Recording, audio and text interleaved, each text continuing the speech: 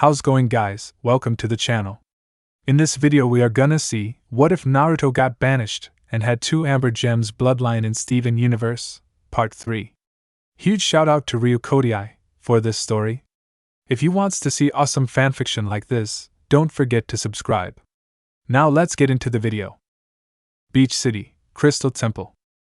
Naruto was sitting on the couch after taking a short break from helping clean up Steven's room after the whole incident with Hollow Pearl, and his mind was focused on what had happened since taking that attack for Pearl. "Hey Kurama," Naruto asked as he got the fox's attention, "do you remember what happened when Hollow Pearl had stabbed me?"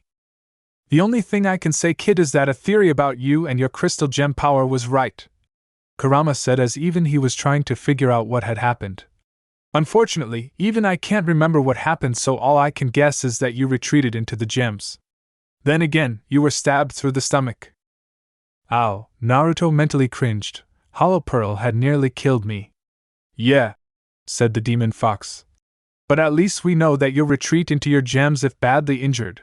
Just don't do anything like that again."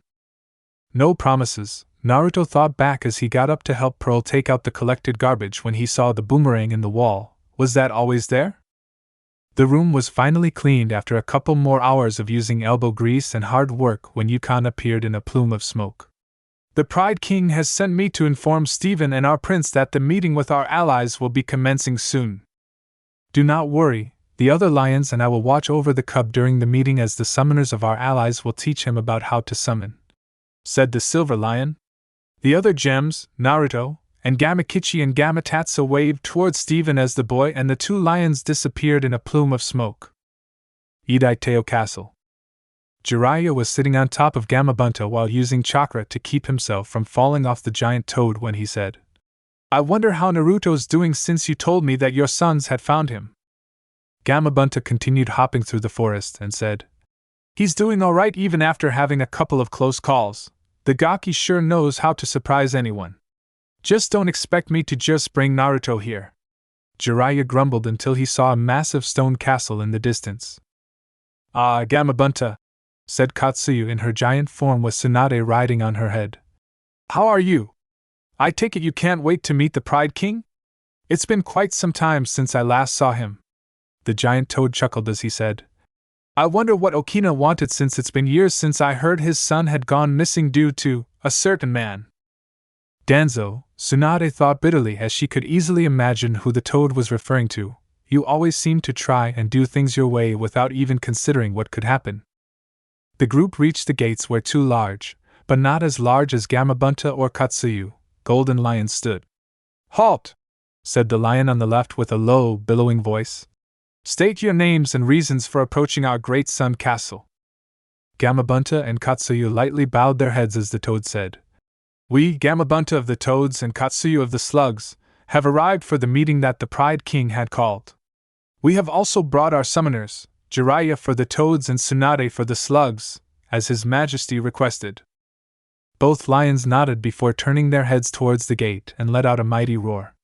The gate opened to allow the 2 boss summons and their summoners to enter.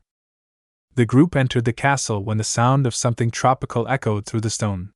"It appears the young cub is demonstrating his minstrel skills," said one of the lion escorts. "Our prince had mentioned our summoner's talents in music." This got Gamabunta's attention as he knew that Okina's son had gone missing, but he decided to wait as the sound got louder as they entered the dining room.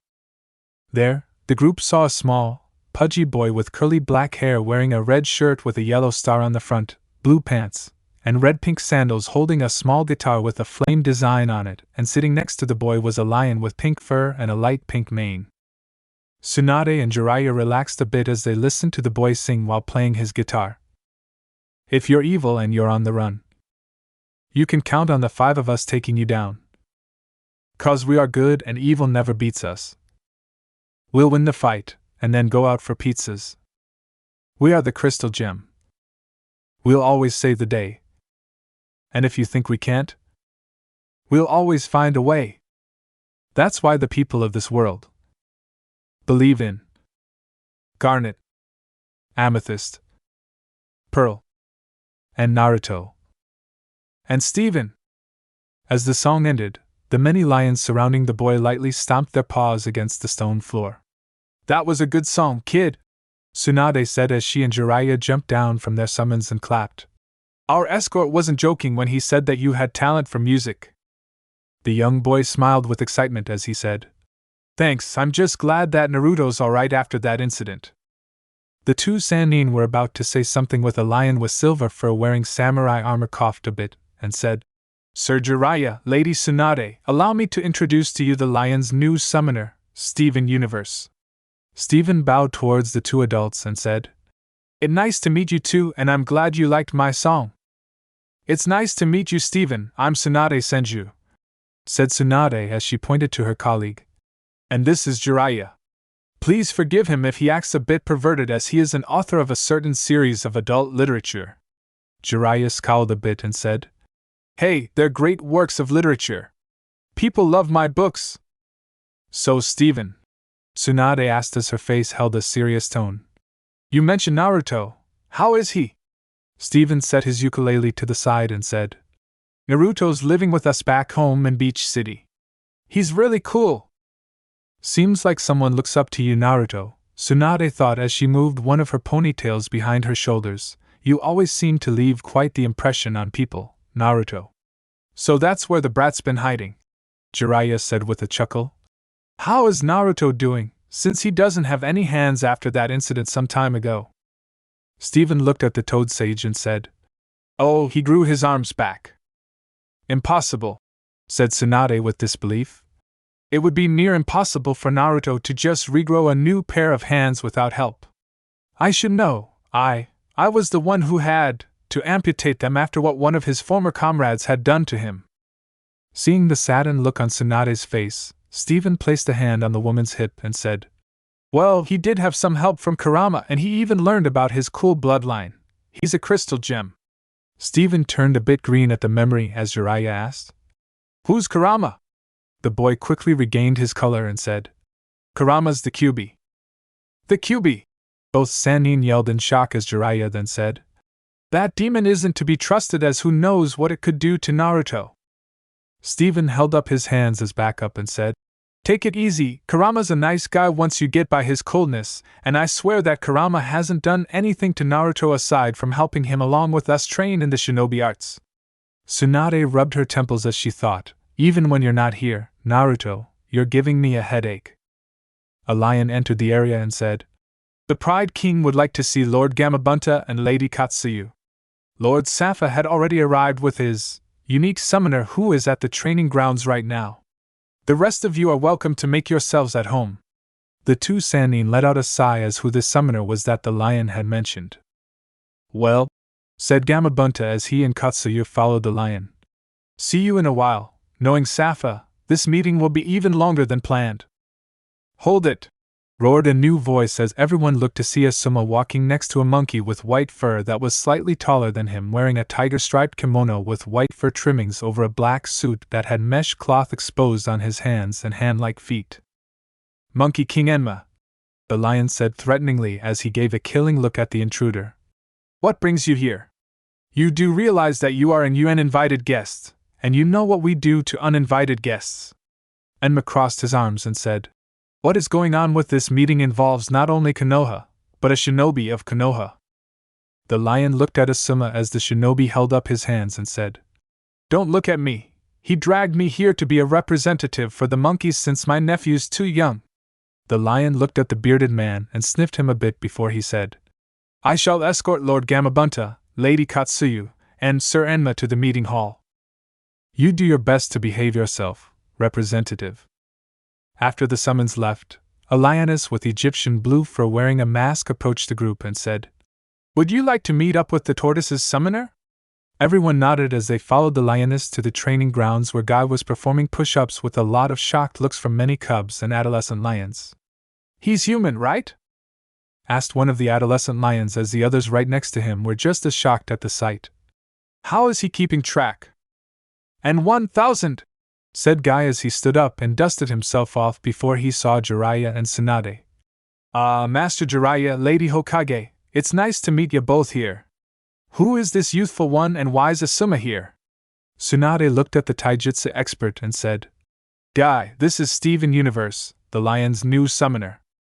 Steven, this is Mato Guy, and he may be a bit eccentric, but he is one of our most respected taijutsu specialists back in Konohagakure.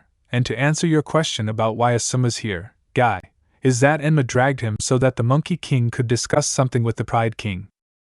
Oh boy, Guy thought as he knew how temperamental the Monkey King can be, this meeting's going to be even longer now. Inside a large meeting hall, Gamabunta, Katsuyu, and Enma arrived to see Okina-yama and a small, human-like creature with sea-foam green skin, an even darker green shell and shaggy blonde hair that covered half of the creature's face. Toad dude! Slug Dedette! Said the creature with a wave of its webbed hand. You finally made it! Why's Monkey Dude here? Why was that guy made the boss summon instead of his uncle Nigame? Gamabunta thought as he felt an oncoming headache before he said, "Greetings, Safa. I see that you have finally been made boss summon," said Okina as he approached the giant toad. Swamp breath. Gamabunta sneered as he said, "At least I'm still scrappy for ball." Okina snorted as he said, "So you have one scar where I have a lion with hundreds of scars. I recalled you cared too much about getting the ladies when we were much younger, wart face." "Oh dear," said Katsuyu as she feared the possible fight. Please calm down as the meeting has dash." "At least I didn't have to wait for years to get another summoner," Gamabunta said as he edged closer to Okina. "And if I recall correctly, you were just a pervert as I was back in our youth, Aroniko." Bug breath. Thug wannabe. Dudes. At least I can perform hand seals. Gamabunta, please. Well, at least I have claws and teeth. Brothers. Gamabunta and Okina continued to growl at each other, but much to Katsuyu's and Safa's surprise, the toad and lion then began to laugh. "Has it really been that long, Bunta?" Okina asked with a smile on his face. "Indeed it has been," said Gamabunta as he wiped away a tear. "Old friend. We haven't had our usual greetings in years." Having enough of the unexplained laughter and confusion, Safa then yelled, "Would one of you dudes please explain to me and Slug Dedette just what the two of you are talking about? I guess it has been a long time seeing as Katsuyu-chan and Safa are boss summons now," said Okina thoughtfully as he looked at Gamabunta. "Considering the last time we got together was when you were small enough to ride on my head." The giant toad chuckled and said, "And you were about the size of Safa here." "Well anyway," said Okina as his tone grew serious before he noticed Enma. "I do not recall inviting you here, Monkey King." Enma snorted as he said, "I invited myself here because your summoner says that one Naruto Uzumaki is living with him in this place called Beach City. Is this true?" Okina eyed the primate and said, "Indeed it is true, but what does my summoner's ally and Gamabunta's recent summoner have to do with this meeting?" Enma bared his teeth angrily as he said, "Because Naruto is a Konoha ninja whose loyalty is with Konoha, and since his banishment has been lifted, he is to return to Konoha post-haste." Letting out a growl and flaring his mane to look like fire, Okina said, "I believe that we should get on with the meeting, agreed?" "Agreed. Of course. Sure thing, brah. Whatever." Okina gave Safa and Enma an annoyed look as he said, "I have called this meeting to announce that we lions are returning as we have finally found a summoner worthy of our contract." Gamabunta nodded and said, "Steven Universe, correct? My two sons, Gamakichi and Gamatatsu, have told me about him and how he looks at the toad's recent summoner, Naruto Gemuzumaki, like an older brother." Okina looked at his best friend, but not without seeing the enraged look on Enma's face, and said, "Indeed. But it is sad to say that the lions are not going to be aligning with Konohagakure anytime soon." Taking a professional stance, Safa then asked, "Why, lion dude? I feel like hiding in a wardrobe just to get away from not just this insult but that annoying monkey," Okina thought as he let out an annoyed sigh. Asuma stood by at the side with Tsunade and Guy as Jiraiya and Steven stood in the center of the training ground.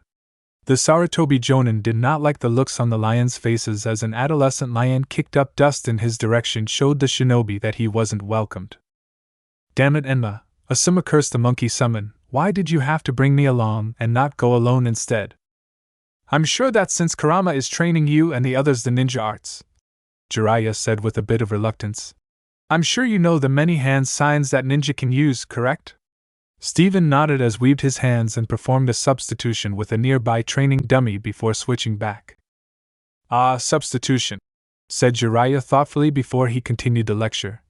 Okay, since you know the signs, it won't be much trouble.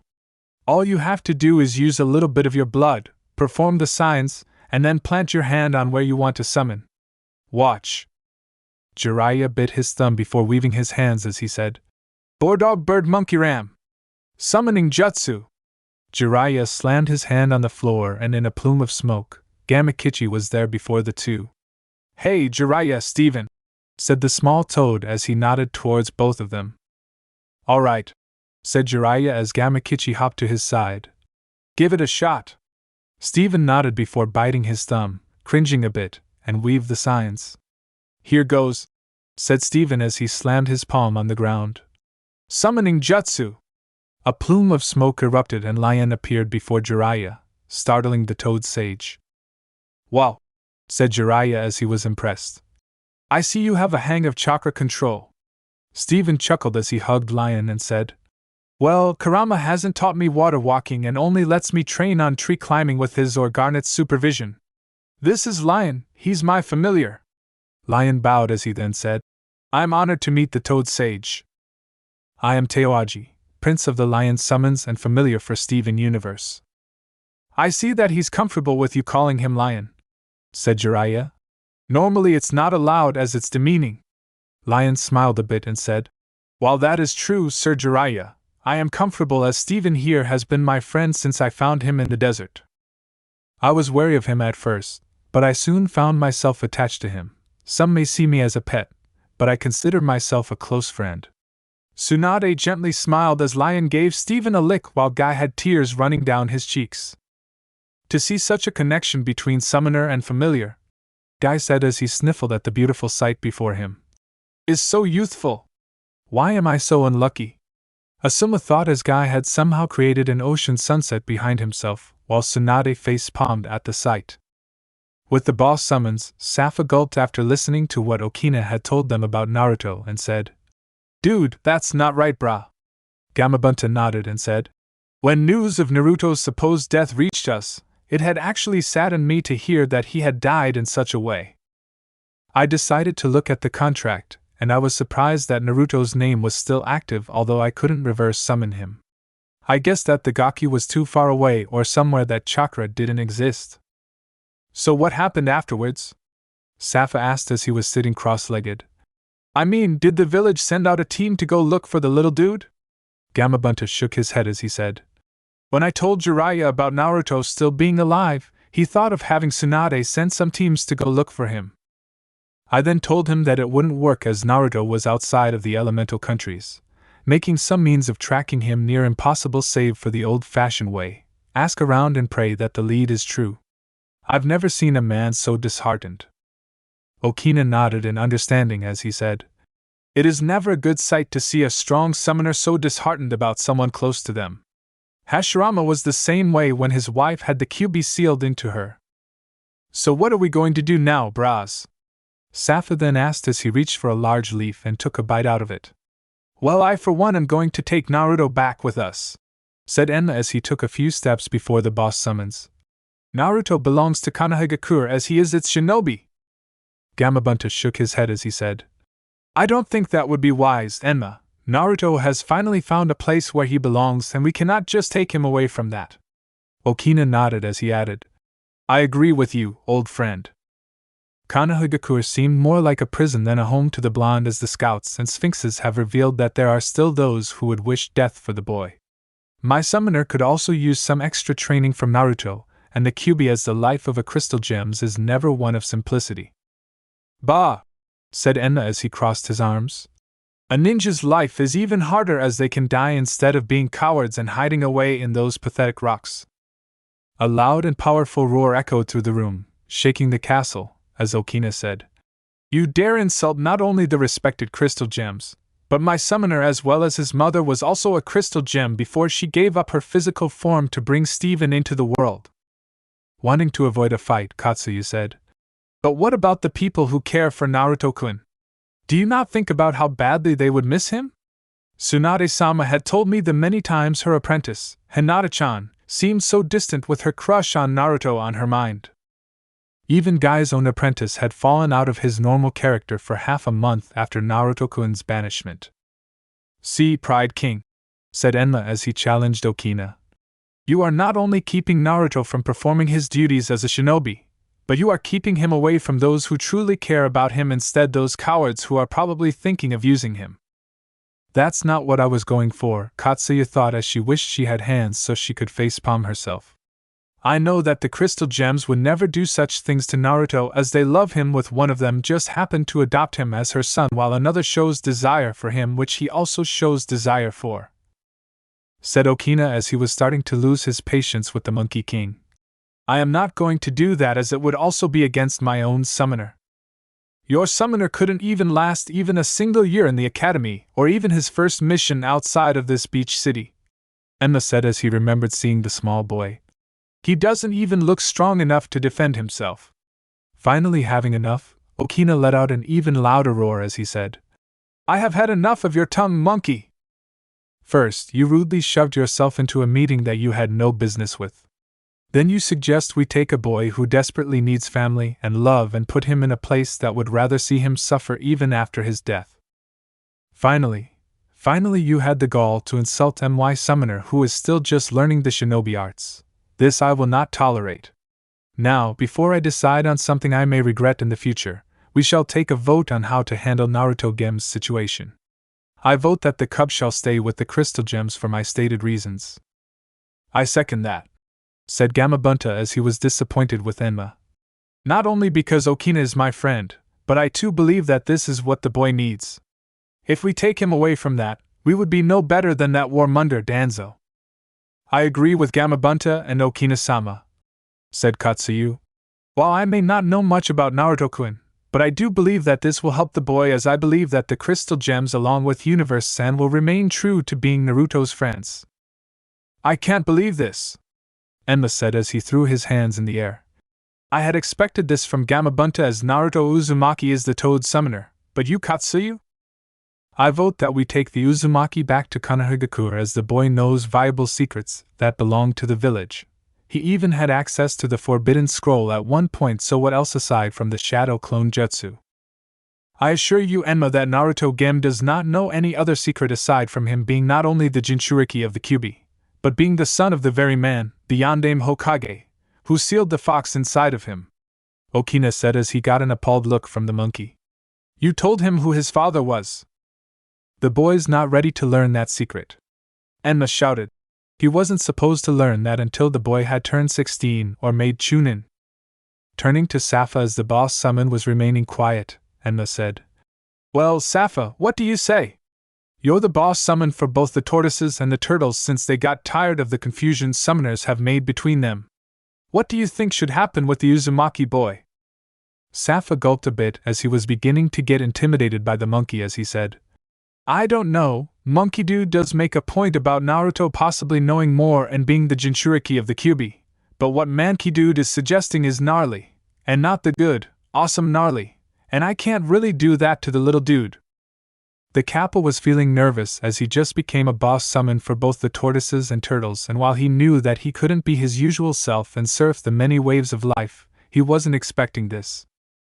"Old man Tubbs," Safa thought as he silently asked his father and his idol while feeling the expected eyes of his fellow boss summons, "what do I do?" A couple of hours of waiting, everyone stood in the dining area as the boss summons appeared. "We have come to a decision about Naruto Gem Uzumaki," said Okina as his voice grabbed everyone's attention. "The cub will be staying with our summoner, Steven Universe, and the crystal gems instead of returning to Konohagakure. Mind you that this is for the best interest for the cub, as this was agreed in a 4-to-1 vote among us." Jiraiya, Tsunade, Guy, and Asuma were disheartened by the decision, as who know when, or even if, they would get to see Naruto again. "I shall also announce that while the Lions will be returning and helping Shinobi of Konohagakure, we will not be aligning with Konohagakure until otherwise noted," Okina added as he looked at the 4 shinobi before him. No surprise there. All Konoha shinobi thought, as there were still people who wanted Naruto's head on a pike. "You may now take your leave," Okina finished before returning to his chambers. Hey, Steven, said Jiraiya as he held a small package with a note. Think you could deliver this to Naruto, at least for us. As Steven took the package into his arms, Tsunade also approached and said, I would also like this note delivered to Naruto as well. The slug Sannin handed the boy a folded letter. Could you also tell Naruto that Lee and I send our regards and hope that his flames of youth still burn as bright as they have been? Said Guy as he was walking alongside Safa. I'll make sure he gets them, said Steven as he memorized everything. Farewell. As the two Sannin rode on the boss summons, Tsunade could help but ask, Did we do the right thing, Jiraiya? The Toad Sage let out a sigh as he said, I'm not quite sure about your decisions, but I know that I should have done better for the blonde. I was spending too much time with both my research and my spy network, using up the Gaki's hard-earned money, but worst of all, I wasn't even there for him when I was supposed to be. I honestly think that Orochimaru would have done better than I would. At least the team would have been there for the boy, even though for possibly the wrong reasons. Tsunade was a bit surprised at her colleague's tone, but then again, was she any better? Beach City, Crystal Temple. Steven and Lion had returned to the temple thanks to the help of Yukon, where they saw Naruto and the others enjoying some pizza. Hey, Steven, said Naruto as he placed a slice on a plate and handed it to the smaller boy. How were things at the meeting? Steven took the plate as he said, Well, there was an uninvited guest and what sounded like a bit of trouble, but everything had worked out all right. Okina and a few others decided to let you stay here with us. Everyone smiled as Steven then asked, So how were things here? The four were quiet as they looked at each other before Naruto said, Not much really, just a slow day, that's all. Steven looked and saw a blush form on Pearl's face, Amethyst trying to hold her laughter, and Garnet's ever-stoic face. Don't worry about it, Steven, said Garnet with her stoic tone. It was just a normal day. Steven shrugged his shoulders before handing Naruto the package and running outside with Amethyst following him. Naruto let out a held breath as he said, Thanks, Mom. I'd rather not have to talk about that to Steven. Pearl composed herself as she then said, Yeah, it was bad enough that the whole ordeal just felt weird, no offense, Naruto. Garnet looked at the two and said, You do realize that Amethyst may tell Steven about her day. Both Naruto and Pearl paled before rushing out the door and calling out to Amethyst and Steven, not noticing a chuckle escaping Garnet's throat. She wouldn't really tell Steven about that accident, said Gamakichi with a smirk on his face. Would she? Garnet smiled as she said, Amethyst isn't really like that. I thought it would be funny to mess with those two a bit. Both the Toad and the Gem gave each other a high five at the prank, knowing that it was going to be fun with Naruto around. Beach City, Crystal Temple. Steven and Lion had just left with Yukon when Naruto turned to face the crystal gems and asked, So what happened when I was recovering? By how Steven's room looked, I'd say a war happened. The blonde saw the hesitant look on Pearl's face before Amethyst said, Pearl was hit pretty hard after what had happened. She wouldn't even leave her room. Shocked, Naruto looked at the pale gem as she nodded her to answer the question on the blonde's mind. I'm so sorry, Haim, Naruto said as he hugged Pearl, mentally noting that he was somehow a bit taller than before. I didn't mean to scare you that badly. I was sort of surprised when all that happened. I don't even remember anything after I told you guys that I was going to be fine. Should I tell him that Steven and I met his birth mother? Pearl asked herself as she returned the hug. Thinking on how Naruto reacted to learning who his father was, how would the blonde react to learning who his mother was? Would he be just as upset, or even more since this was his mother, the woman who gave birth to him? Making a quick decision, Pearl thought that it would be best to wait until Naruto was ready. I hate to do it, the gem thought as she and Naruto ended the hug, but I couldn't bear to see you in more pain. How about a quick mission inside the temple? Said Garnet, getting an excited look from Naruto. The magic in one of the areas appears to be unstable, and we should investigate. Garnet and Naruto picked up Gamatotsu and Gamakichi and let them sit on their heads as everyone entered the temple to begin the mission. So what are we going to have to expect? Naruto asked with Gamakichi sitting on his head. We're just going to do some investigating, Garnet said. Like I said earlier, the magic in one of the areas appears to be unstable, and we need to see what is wrong and try to correct it. Once they found the area, Naruto's eyes widened at the beauty of it. There were crystals all around with a heavy, mystical feel to it while a few crystals were floating. "Wow!" said Gamakichi as he observed the area. "This is amazing!" Everyone split up to investigate the area as Garnet told them to alert everyone for something suspicious.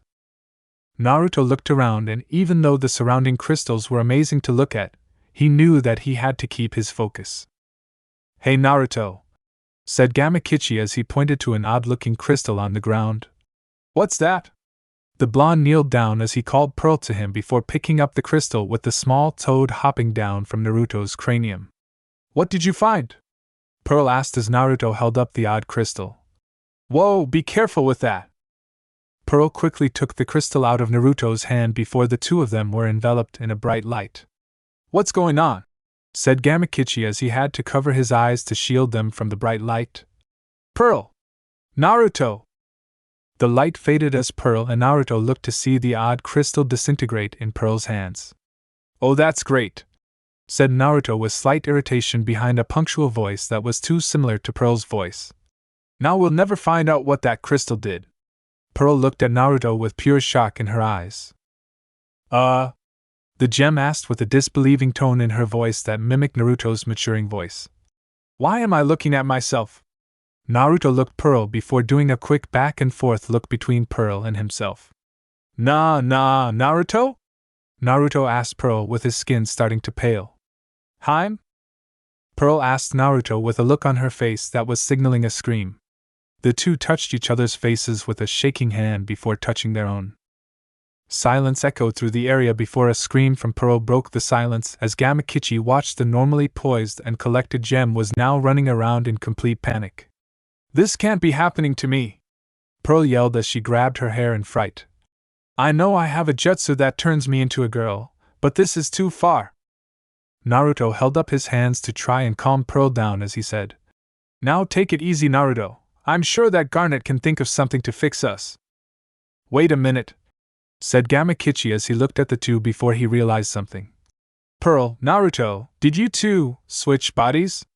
Naruto, Pearl, nervously chuckled and said, "I guess so, Gamakichi. I mean, how else could Naruto's voice come from my body?" Pearl, Naruto, accidentally crashed into Naruto, Pearl, before their tumble resulted with Pearl's body sitting on top of Naruto's body. The two looked at each other with blushes on their cheeks as they stared into each other's eyes. "I never knew my eyes were so beautiful," the two of them thought as they were about to go into a kiss when a voice interrupted them. "I guess you couldn't wait for your first time," said Amethyst as she and Garnet entered with Gamatatsu sitting on Garnet's afro. "You really wanted to be on top that badly, huh?" The two looked at the trio and quickly backed away from each other. Pearl, Naruto said, It wasn't like that, I swear." Naruto, Pearl, blushed brightly as he said, "Amethyst, how could you say something like that in front of my boyfriend?" Amethyst looked at the two as she barely contained her laughter before falling and rolling all around the floor in a huge laughing fit. "You guys, ha ha ha, you guys switched bodies?" the purple gem asked as she reined in her laughter. "Could you please not make this any more embarrassing than what it is now, Amine?" Pearl, Naruto, asked as embarrassment was written all over Pearl's face.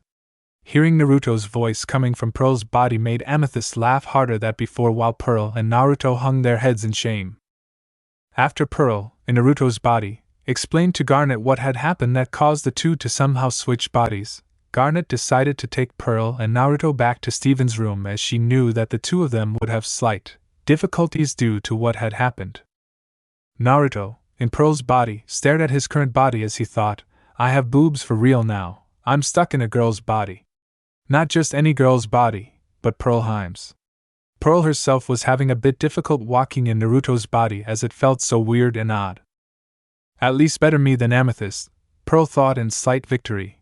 Who knows what kind of trouble she could get Naruto in. The group had made it to Steven's room as Garnet said, "You two are to wait until we figure out how to fix this." Naruto looked at Garnet and said, "We want to help, Ka-san, as we can't be stuck in each other's bodies."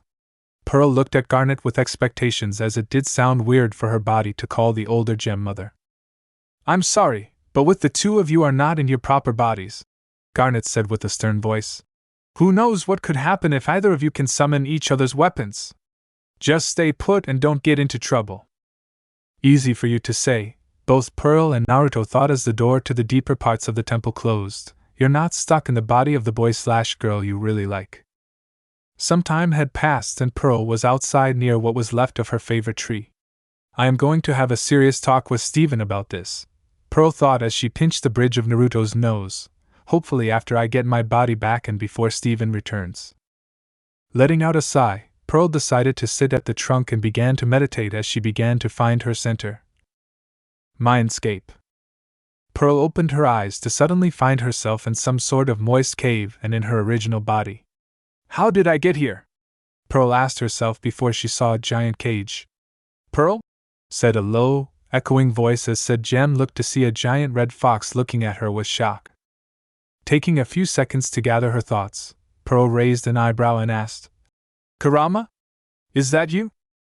Of course, said Kurama as his voice echoed through the cave. You're inside the kit's mindscape. Not much to see in a sewer, but what can I say is mental and physical abuse does this kind of crap to the mind. Feeling her skin crawl at the thought of being in a sewer, Pearl asked, How do I get out of here? Kurama chuckled as he said, Just stop meditating or I could kick you out, but there's something I want to ask you. Wanting to make this quick, Pearl asked, What do you want? What happened when Naruto retreated into the gems? The giant fox asked. I try to remember, but even I'm drawing a blank. Pearl told Kurama about how Naruto's gems were in her possession due to her depressed state, and when she had met Kushina, getting a surprised look from the fox. Impossible, Kurama said with shock on his face. I saw Kushina die the night she gave birth to Naruto as she was my previous jailer. Are you sure it was her? Pearl nodded as she described the woman's appearance down to a T. That's Kushina Uzumaki all right, Kurama said with slight confusion in his voice. But it doesn't make sense as I remember Minato sealing me and only me inside the kit before the Sharingan's effects had worn off. Do you have any idea as to why Kushina appeared? Pearl asked the fox. I really cannot say, Kurama said before recalled how Kushina then turned into Naruto. I may have an idea, but I really cannot explore it as that would involve tampering with the seal that binds me inside Naruto. I can't even get close enough to touch it without any kind of backlash, since I am a demon. I wonder how Naruto's doing? Pearl thought with concern on her face as who knows how Naruto was going through this. Beach City, Crystal Temple. Naruto was lying on the couch as he stared into the ceiling after Gamakichi and Gamatatsu had left a few minutes ago.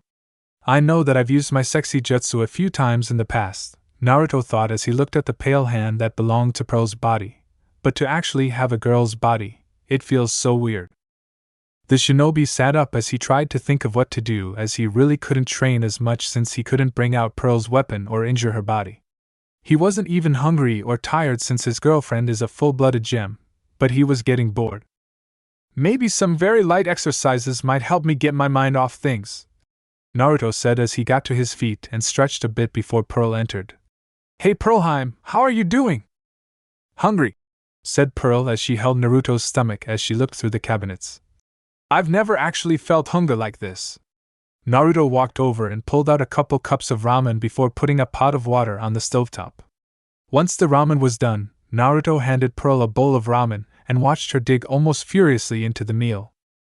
Thanks for fixing this, Pearl said after she slurped a few noodles. This is really good. Naruto chuckled as he sat next to Pearl and began eating his bowl of ramen. I take it that Kurama showed you some of my memories, Naruto said as Pearl froze a bit. Setting the fork aside, Pearl said, Only the ones he allowed me to see. I never knew what you had to go through. Naruto sadly smiled as he said, Yeah, my life was never easy, even after I graduated from the academy. Pearl looked at Naruto and asked, Do you miss him, the Sandaime? Naruto carefully leaned back as he said, From time to time, yeah, but then at times I wonder what else he had kept hidden from me. I trusted Gigi, and yet I keep wondering why he would dance around the subject of my parents. If he had said that they were great shinobi who had many enemies, then I would have understood. Maybe I dash. Kerbam! Naruto and Pearl looked to see Garnet and Amethyst fighting some sort of large scorpion monster with a gem on its skull. Garnet! Amethyst! Said Pearl in shock. What is that? Get back! Garnet said as punched the squid. It's too dangerous. Let Amethyst and I take care of this. Not wanting to stand by, Naruto went to summon his claws before seeing that he was in Pearl's body and not his own. Damn it! Naruto cursed before he placed his hands into a seal. Time for the old-fashioned way. Shadow Clone Jutsu! Plumes of smoke appeared to reveal two dead-looking Pearl clones while Naruto fell to a knee from fatigue. Naruto! Said Pearl as she helped Naruto up. What happened? Your body must not have enough chakra for the kit to use the Shadow Clone Jutsu, said Kurama, while you have Naruto's nearly endless chakra. So what do I do? Pearl thought as she watched Garnet and Amethyst pull the scorpion out onto the beach, still struggling with it. I can't perform any of Naruto's jutsus. Kurama growled as he knew that he couldn't just show Pearl the jutsus that the blonde had used so many times, as Pearl would just be learning them. Soon an idea entered the demon's mind. You and the kid have to fuse, said Kurama as he got Pearl's attention. What? Pearl said out loud as Naruto looked at her in surprise. What is it, Pearlheim? Naruto asked in sudden shock. Pearl looked at Naruto and said, Kurama says that the only way to help Garnet and Amethyst would be to fuse, but I'm not sure if you're ready. A yell was heard from outside as the two looked through the window to see the scorpion beginning to get the upper hand on Garnet and Amethyst. Pearl, said Naruto with fire in his eyes, we have to fuse. Seeing no choice, Pearl let out a sigh and said, All right, but we have to make this count. Outside, Garnet and Amethyst were trying to free themselves, but the poison in their bodies had drained their energies.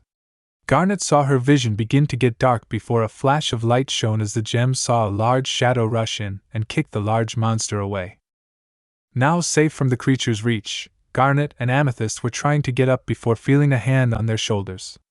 Take it easy, you two, said a voice in a light and kind tone. Let me take care of the poison. A light jab was felt as both gems felt the poison somehow leaving their bodies through the small puncture wounds. Thanks, said Garnet as she looked up to see a young man with golden orange skin and spiky blonde orange hair that looked like fire. The man was also wearing navy blue pants and a light blue shirt, as an orange jacket with a star in the center was draped on his shoulders like a cape. Amethyst shook her head and looked at her and Garnet's savior, and was surprised to find the figure was as tall as Opal. The young man turned to face the scorpion while swishing something in his mouth. You two stay back, said the young man before spitting out a bluish-black liquid onto the sand. I'll handle this. Name's Topaz, by the way. The two gems saw an orange, oval topaz stone in the man's forehead and two orange, square topaz stones in the man's forearms a few inches above his wrists. No way, both Garnet and Amethyst thought in surprise at the sight before them. Pearl and Naruto fused. Topaz stared at the large monster with determination and a playful smirk as he said, I'm your opponent now. The scorpion then stabbed the giant with its stinger, but Topaz only blinked slowly with an unimpressed look on his face. You think your poison will harm me? Said Topaz as his body had somehow absorbed the poison before spitting out the same dark liquid from earlier. I'm immune. You, on the other hand. The giant then grabbed the stinger in a tight grip as he finished. Are in a world of hurt. Topaz gave Appendage a quick elbow smash and broke the stinger with ease. The scorpion reeled back from the injury as it bared its jagged teeth that were dripping with saliva. Heh! Topaz chuckled with a smirk on his face. I've seen scarier nightmares than that. Topaz then summoned Naruto's claws before bringing out Pearl's spear from the topaz on his forehead with both hands as he then said, Here's the cool part. The weapons fused to form a long, orange chain with a spiked ball on one end and a tri-pronged dagger on the other. Garnet and Amethyst soon saw Topaz vanish in front of them as sand and dust flew upwards on its own. The monster let out a screech as it charged towards the two gems as the giant was nowhere in sight before sending out its large pincers towards them. The appendages were about halfway to the duo when they were suddenly sliced off by some invisible force. I thought I was your opponent, Topaz asked as the severed appendages vanished into a cloud of smoke before the scorpion let out a screech. Topaz soon appeared out of thin air with a spiked ball spinning in the air before throwing it towards the monster, landing a direct blow to its face. The giant then jumped into the air as the dagger was now spinning in the air before launching the attack towards the scorpion. "Time to finish this," said Topaz as the dagger had stabbed itself into the monster before the giant began to fall towards the scorpion. The monster didn't have enough time to dodge the incoming attack as Topaz slammed into it with force similar to a small meteorite. The dust soon settled to reveal Topaz casually tossing the gemstone into the air and catching it with the chain nowhere to be found. "What do you guys think?" Topaz asked with a confident smirk as Garnet and Amethyst got to their feet. "You guys were awesome," said Amethyst as she ran up to the giant, noting how small she was as she only reached up to Topaz's knees. "You two did great," Garnet said with a smile on her face. "Especially for your first fusion." The giant chuckled sheepishly as he leaned back a bit and said, "Nothing to it, Garnet-sama." A bright light shone as Topaz was now split back into Naruto and Pearl with the two looking a bit dizzy. "Whoa," said Naruto as he held his head. "Head rush." Pearl looked at Naruto and said, "You get used to it, Naruto." The two then looked at each other to see that they were staring at each other, back in their original bodies. "All right." Naruto cheered as he pumped his fists. "I'm back in my own body. This is great."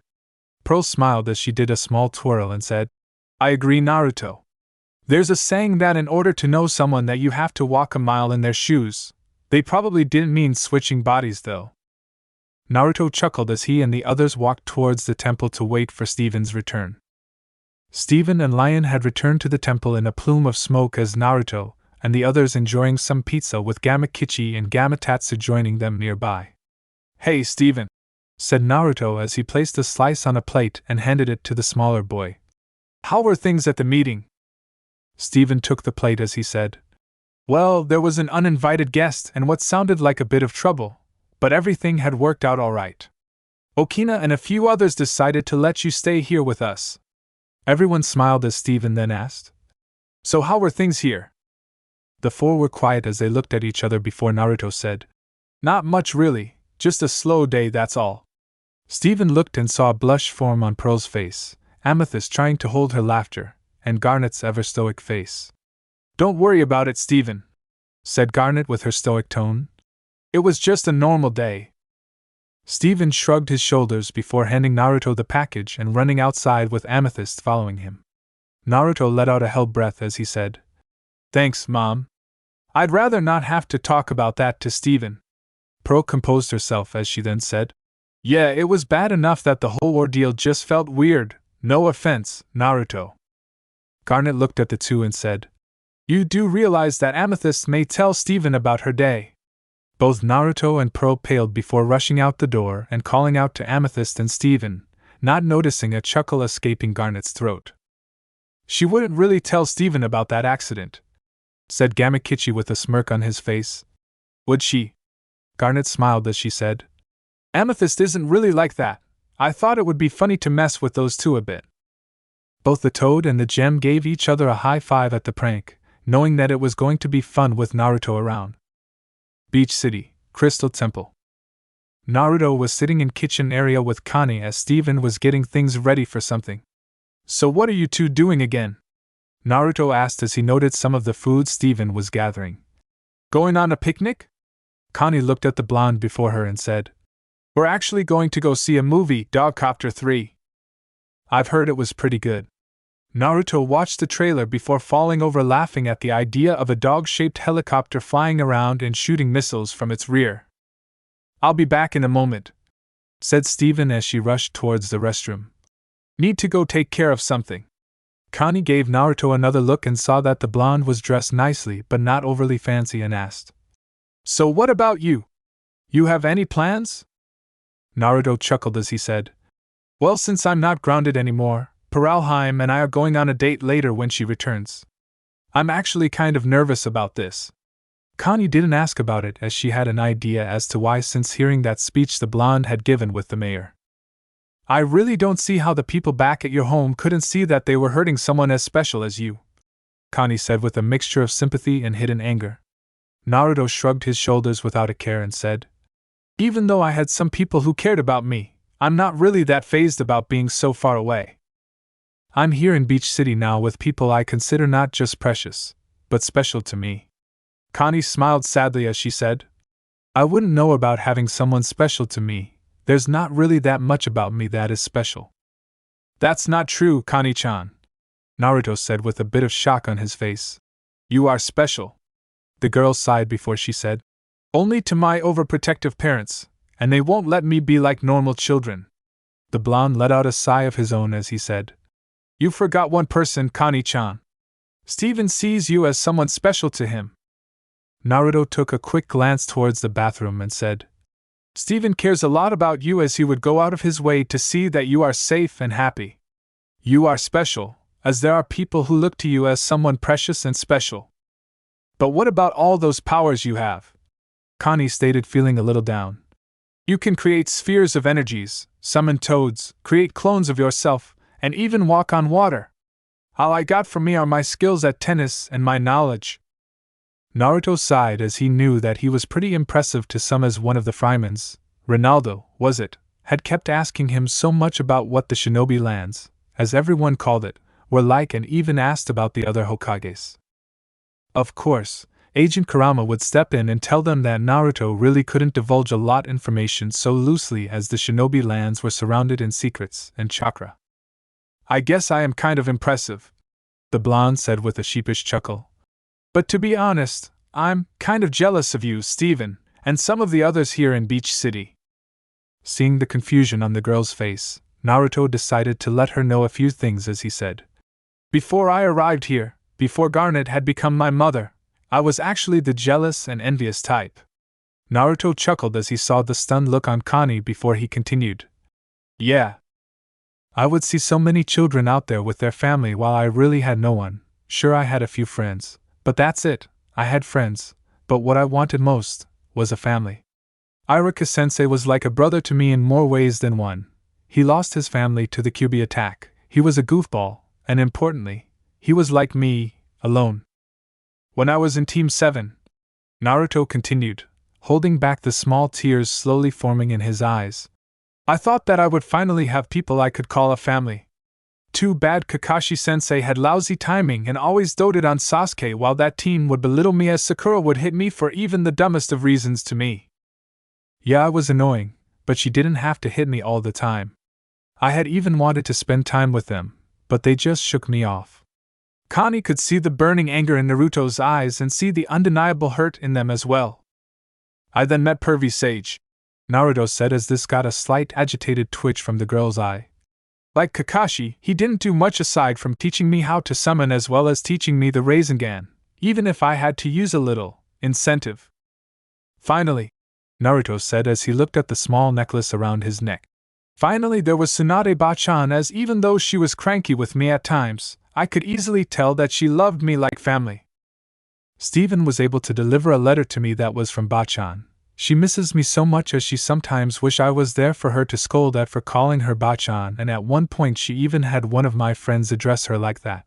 But it wasn't the same for her, as it seemed like only I could have done that with that certain flair that I have." Successfully blinking the tears away, Naruto then said, "What I'm trying to get at is that even though you don't believe yourself to be special, there are always those who will remind you that you are special to them, be it Steven or your parents.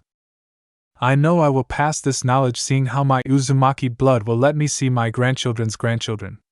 Connie laughed as Naruto's words echoed in her head and couldn't help but know that the blonde was right. There were people who see her as special. Steven returned as Naruto got off of the chair and said, "I'd better get ready for my date. You two have fun and stay out of trouble." Connie watched with hidden sadness as she saw Naruto as the boy who knew the true meaning of being alone. A couple of hours had passed as Naruto was waiting in Steven's room for Pearl to arrive with the nervous feeling in his gut still present. "Relax, Kit," said Agent Kurama as he was sitting on the couch next to Amethyst with Gamakichi and Gamatatsu sitting on the floor. "You've faced two powerful rogue ninjas, a training ground that even A and B would rarely set foot in, Jiraiya's and Tsunade's former comrade, twice I might add. And even took a Chidori to the chest along with other things, and you get butterflies over a single date? How pathetic is that?"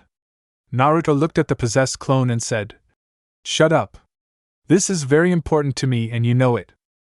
The door to the deeper parts of the temple opened to reveal Garnet walking out with Pearl following her. The pale gem was wearing a yellow sundress along with a matching sun hat that hid the pearl on her forehead. "Wow, Pearlheim," Naruto said with a slight blush on his face at the sight of Pearl. "You look amazing." Pearl blushed as she thanked the blonde with a small kiss to the cheek. "The date hasn't even started and you're getting lucky," Kurama joked, much to the couple's embarrassment. "You'll probably be sharing the same bed by the end of this week." "Shut up!" Both Pearl and Naruto yelled with bright blushes on their faces while Kurama and Amethyst were laughing at the couple's embarrassment. After the two calmed down, Garnet looked at Naruto and Pearl and said, "You two have a wonderful time and be on your best behavior, Naruto." Garnet watched the two walk out of the temple with motherly pride on her face as she knew that her son was in good hands. Kanehigakure. Sakura was walking through the village with a solemn look on her face as everywhere she turned and looked, there were couples together, and being happy and in love. Love, the Rosette thought as her mind wandered towards Naruto. All Naruto had ever wanted was my love, but I had never given any of it as all I focused on was Sasuke. I wonder if things could have been different if I had at least gave Naruto some attention. Sakura continued to think of her teammate as she began to sing a song she had heard once before to herself. Summer after high school. When we first met, we'd make out in your Mustang.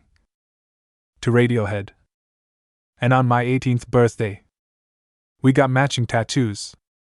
Used to steal your parents' liquor. And climb to the roof. Talk about our future. Like we had a clue. Never planned that one day I'd be losing you. Sakura thought of the times where she would dream about being with her Sasuke-kun, but instead, she replaced the Uchiha with Naruto as she could somehow imagine herself having fun with the blonde. With a sad smile, Sakura decided to continue on with the song. In another life, I would be your girl. We'd keep all our promises. Be us against the world. In another life, I would make you stay. So I don't have to say. You were the one that got away. The one that got away. Sakura continued to walk as this pain could have easily been avoided if she hadn't been so stupid. And I was supposed to be the smart one, the Rosette thought darkly as she felt sick of herself for what she had done to Naruto for just fulfilling out his promise to her. If I had a chance, I would say that I am so sorry for what I have done to you as things here just seem so dead. At the Hyuga estate, Hinata was taking a break from her studies as Naruto was still on her mind. Why did you have to leave, Naruto-kun? Hinata thought as she blamed herself for not being brave enough to confess to her crush. She remembered a song she had heard some time ago as she began to sing. I was June and you were my Johnny Cash. Never one without the other, we made a pact. Sometimes when I miss you, I put those records on. Someone said you had your tattoo removed. Saw you downtown, singing the blues. It's time to face the music. I'm no longer your muse. Hinata was thinking about all the times she had seen how hard Naruto had worked himself.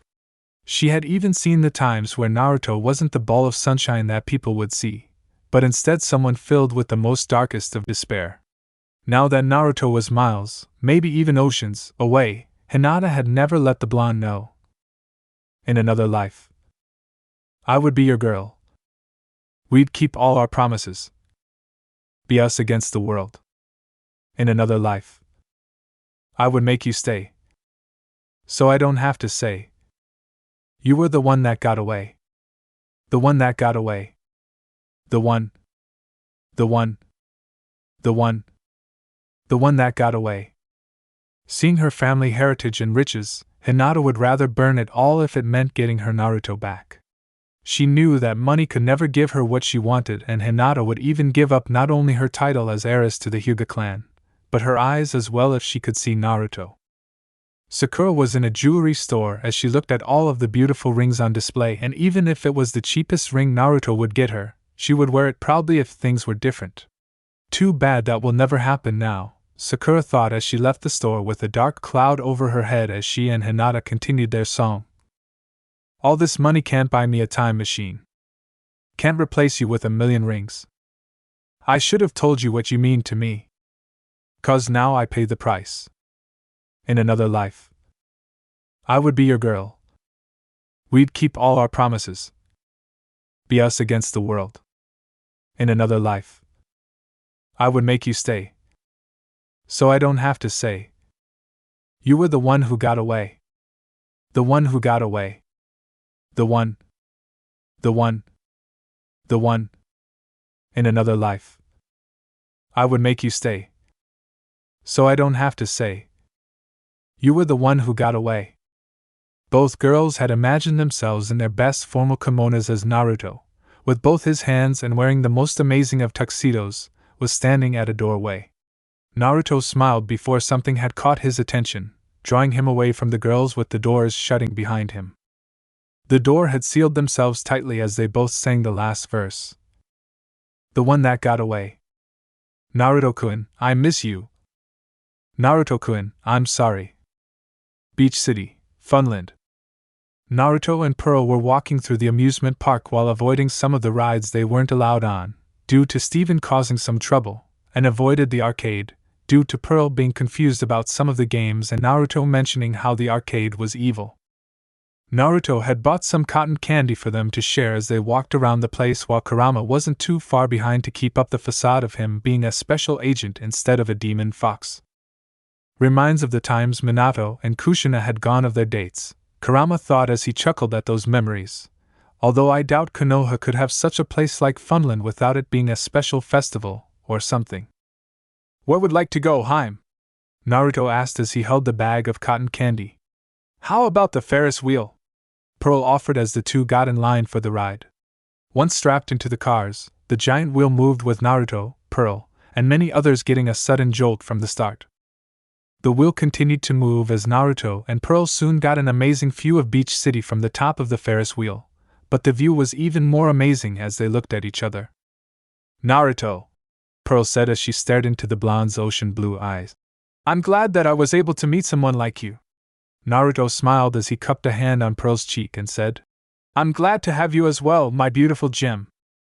The two then leaned into each other for a kiss as the ride slowly continued as down below, Mr. Smiley had a few tears in his eyes as his smile grew wider at the sight of the couple. Young love, said the man as Naruto and Pearl ended the kiss when the ride was over. Reminds me of my glory days when I was a wild teen. Yep, Kurama thought as he watched the two walk on down through the amusement park, those two really do make a nice couple. Beach City, Fish Stew Pizza. Naruto and Pearl were sitting at one of the tables with the stuffed fox that the blonde had won for Pearl when Kiki walked up to them. Hey Sunny, hey Pearl, Kiki said as she sat next to them. What brings you two here? Naruto sheepishly smiled as he said, Well, Pearlheim and I are kind of on a date. We were taking a slight break after spending some time at Funland.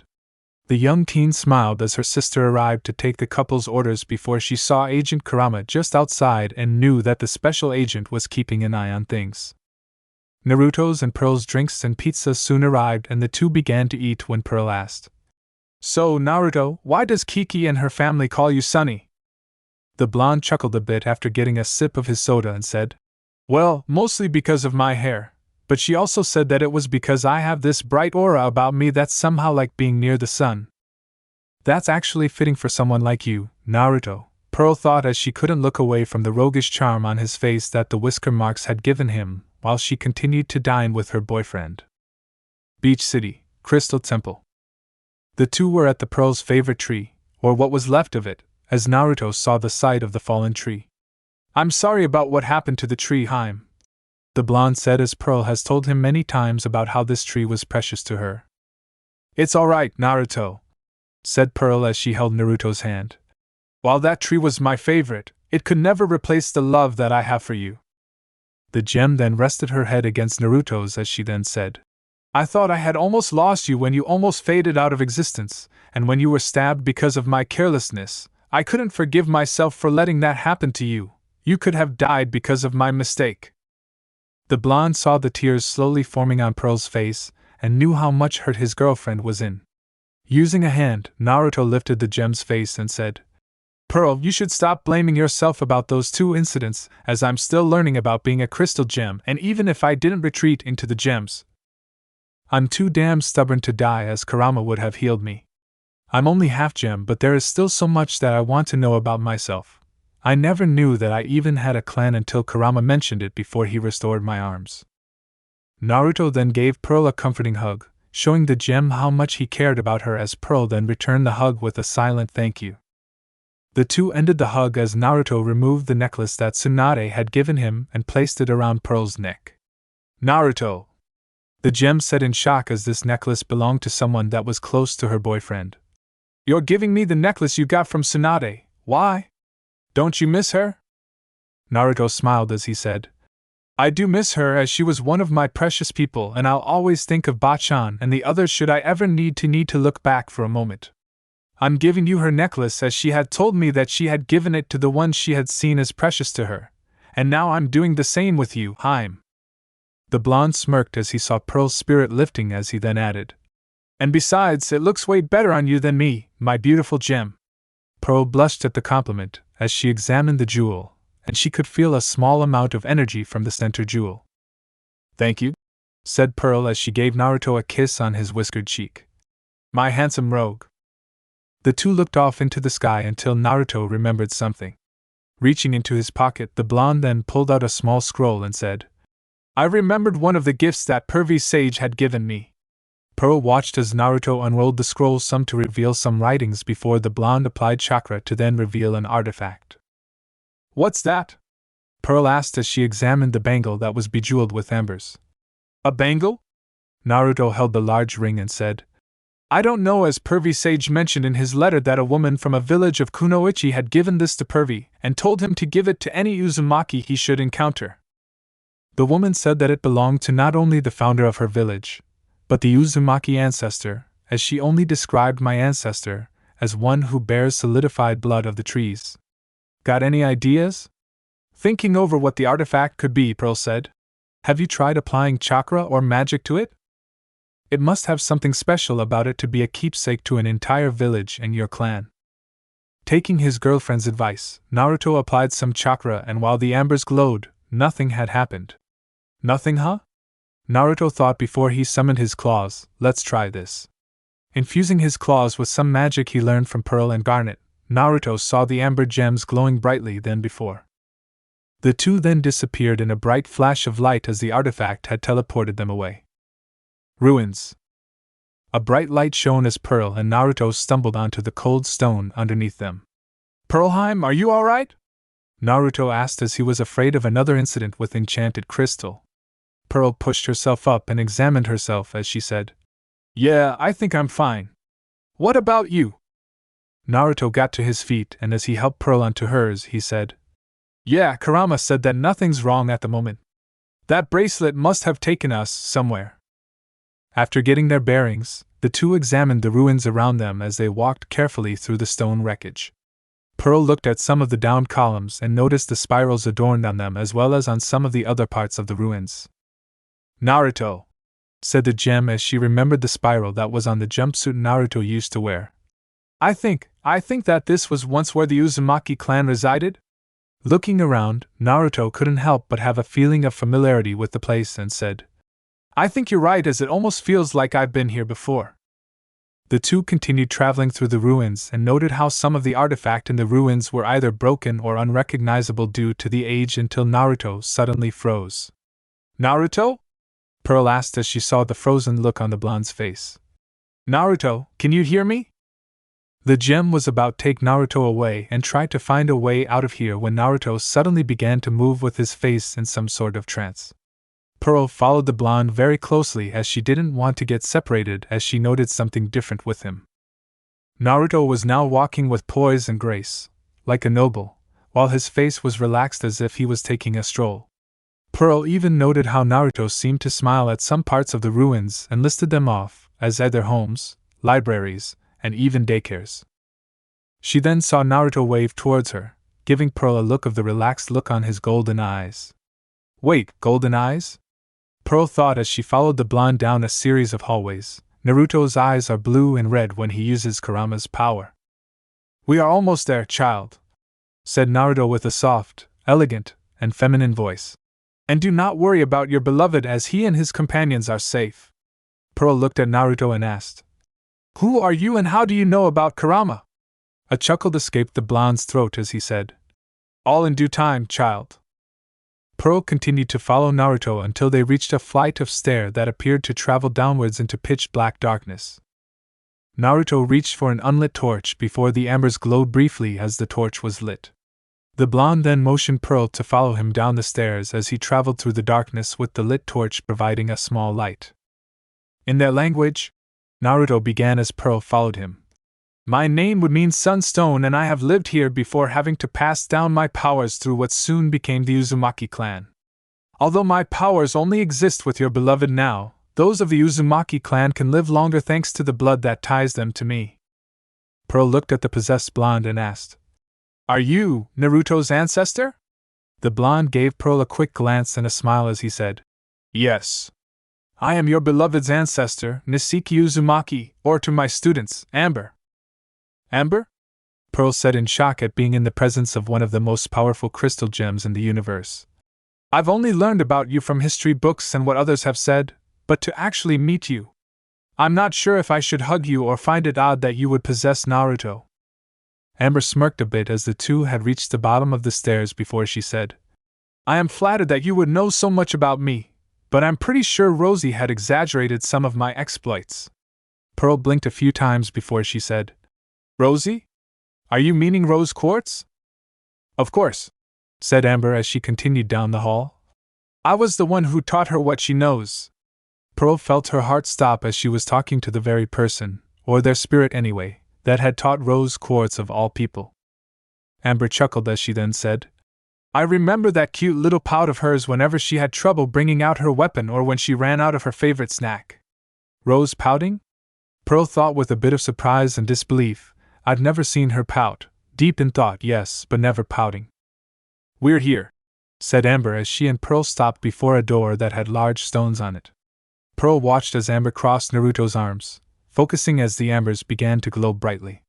The large stones on the door glowed as well, revealing themselves to be giant ambers before the door slowly opened to reveal a much larger room inside. This is the room I had when I formed the Uzumaki clan, said Amber as Pearl walked in and took in the sights. Here I taught both Rose and the Uzumakis the secrets they had once knew, as well as grounds for the Uzumaki clan members to experiment with their seals. So, Amber, Pearl asked as she looked at the possessed blonde, have you been waiting for an Uzumaki with your power to arrive here? Amber shook Naruto's head and said, Actually, I reside in the amber gems that your beloved now possesses thanks to Kurama. I have been waiting for a time that we could meet, so I have been waiting for him since then. Pearl thought for a moment before she asked, So would you know anything about Kushina Uzumaki? The possessed blonde once again shook his head and said, No.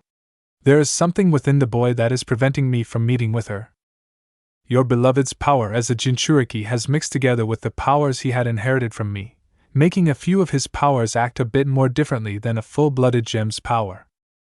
Why Kushina had appeared before Naruto after the regeneration is beyond my knowledge, but all I can say is to watch his powers carefully, as Rose's son and successor may possess some of these powers as well, even though he, himself, is not a Jinchuriki.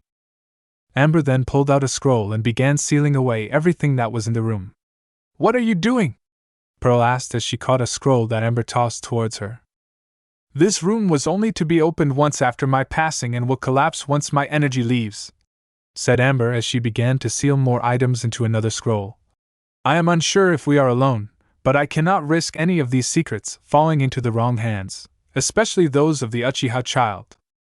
Even though I have met members of their clan that do not believe in their ancestors' teachings of hatred, Amber continued as she began to seal more items away. The Uchiha are vile beings of hate and manipulation due to their hypnotic eyes.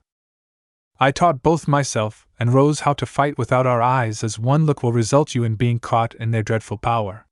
So that's why Rose prefers her eyes closed in photos, Pearl thought as Amber was almost done sealing everything away. I fear what may happen should the secrets of not only the Uzumaki clan, Amber said as she looked at a scroll she held in Naruto's hand, but about the crystal gems were to fall into that boy's hands. There are some things that should have never been learned or set free. Once everything was sealed away, the room was now bare and save for a small teleporter in the center. Once we leave, said Amber as she and Pearl stepped on the platform, this room will collapse, ensuring that no one will ever learn of this place. Pearl looked at the possessed blonde and asked, "What about Naruto?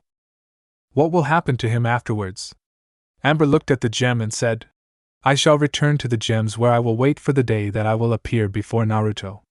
He will not remember of what had happened here, but know that all we have sealed belongs to him to use as he wishes."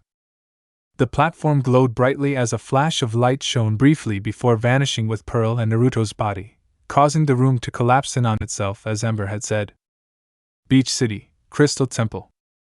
Garnet was looking at the books she had placed on the coffee table as the books were written in Japanese and were written by the same author, Jiraiya.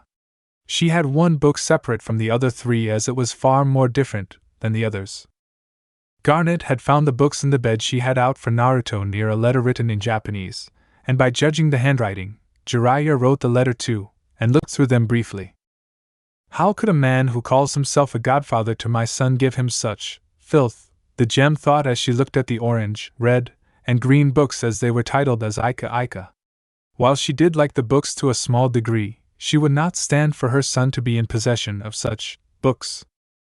Amethyst had looked at one of the Ika Ika books before setting the book down, saying that she now has new materials to use when she messes with either Pearl or Naruto. I'm glad that our gems cannot translate the written language, Garnet thought as she could only imagine what would happen if these were translated into English. The teleporter soon glowed as a beam of light shone before revealing Pearl and Naruto holding a few scrolls. "Pearl, Naruto, what happened?" Garnet asked with it in shock. "I thought you were still on your date." Naruto blinked a few times as he said, "I'm pretty sure we're still on our date, as the last thing I remember was walking through some ruins with Pearlheim. Everything else is a blank." Pearl looked at Naruto and saw his ocean blue eyes, knowing that Amber had kept her word. "I'll explain later," said Pearl as she set the scrolls on the coffee table before she noticed the books nearby. "Whose books are these?" Naruto raised an eyebrow in confusion as he looked past his mother and paled when he saw a certain orange book in Pearl's hands. You do not want to read that," Naruto said as he felt Garnet place a hand on his shoulder. "And why not?" Garnet asked as her stern voice sent chills down Naruto's spine. "Son? Could this get any worse?" Naruto thought as inside his mind, Kurama was counting down with his fingers. "Naruto Uzumaki! I'm so dead." Beach City, Crystal Temple. Naruto was sitting on the couch as he was reading the tale of the utterly gutless shinobi, and he actually liked the book as he could connect easily with the hero, Naruto. He never noticed a small shadow quietly chuckling to itself as it hid behind the kitchen counter. "I ran through the forest with hopes of biding my time so that I could defeat this ninja. I had little time as I could tell he was getting closer by the minute and I needed to lose him." "Don't bother hiding, Naruto," the mysterious ninja had said. "You don't stand a chance of escaping my sights. I'll kill you and get a profitable reward for your head." I quickly ducked towards my right before ducking behind a tree as the ninja ran by me without a second thought. I felt my heart racing, but I calmed myself down as to not draw attention with good memories of my past. Sensei, my teammates, those 3 children I had met in the rain. I hated to leave them like that, but there wasn't anything else I could teach them as they now continued their own individual paths of their lives. Sometimes I wish that I could have brought them with me and show them more of the world outside of the rain and orphanage. "Don't think you can get away from me that easily, Naruto!" I hear the ninja yell through the forest, signaling to me that he was still on my tail. "Oh, Naruto," said a voice, breaking the blonde's focus on the book. "You think you could help me with something?" Naruto looked up and froze with a blush as Pearl stood before him in nothing but a towel loosely wrapped around her slim frame with an alluring look on her face. "I was wondering if you would like to join me in a nice relaxing bath and help me wash my back," said Pearl as she turned around with the towel slightly falling to reveal more of her back. "I could even help you wash your back as well." The purple gem turned around before leaning towards Naruto's ear and whispered, "And so much more?" Naruto's head flew back from the nosebleed he had received while Pearl was on the floor laughing like mad. I can't believe how easy it was for you to fall for that, said Pearl before revealing that she was actually Amethyst. I should thank Jiraiya for giving me these ideas for messing with you and Pearl.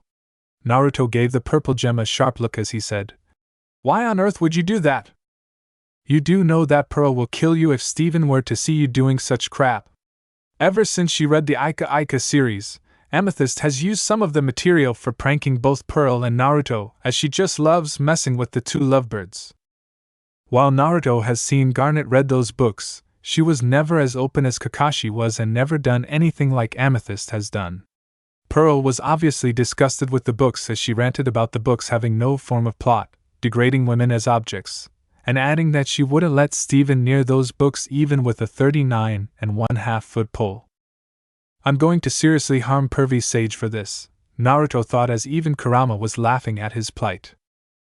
The blonde stuck tissues in his nose as Garnet and Pearl arrived. What happened? Pearl asked when she saw the blood on Naruto's shirt.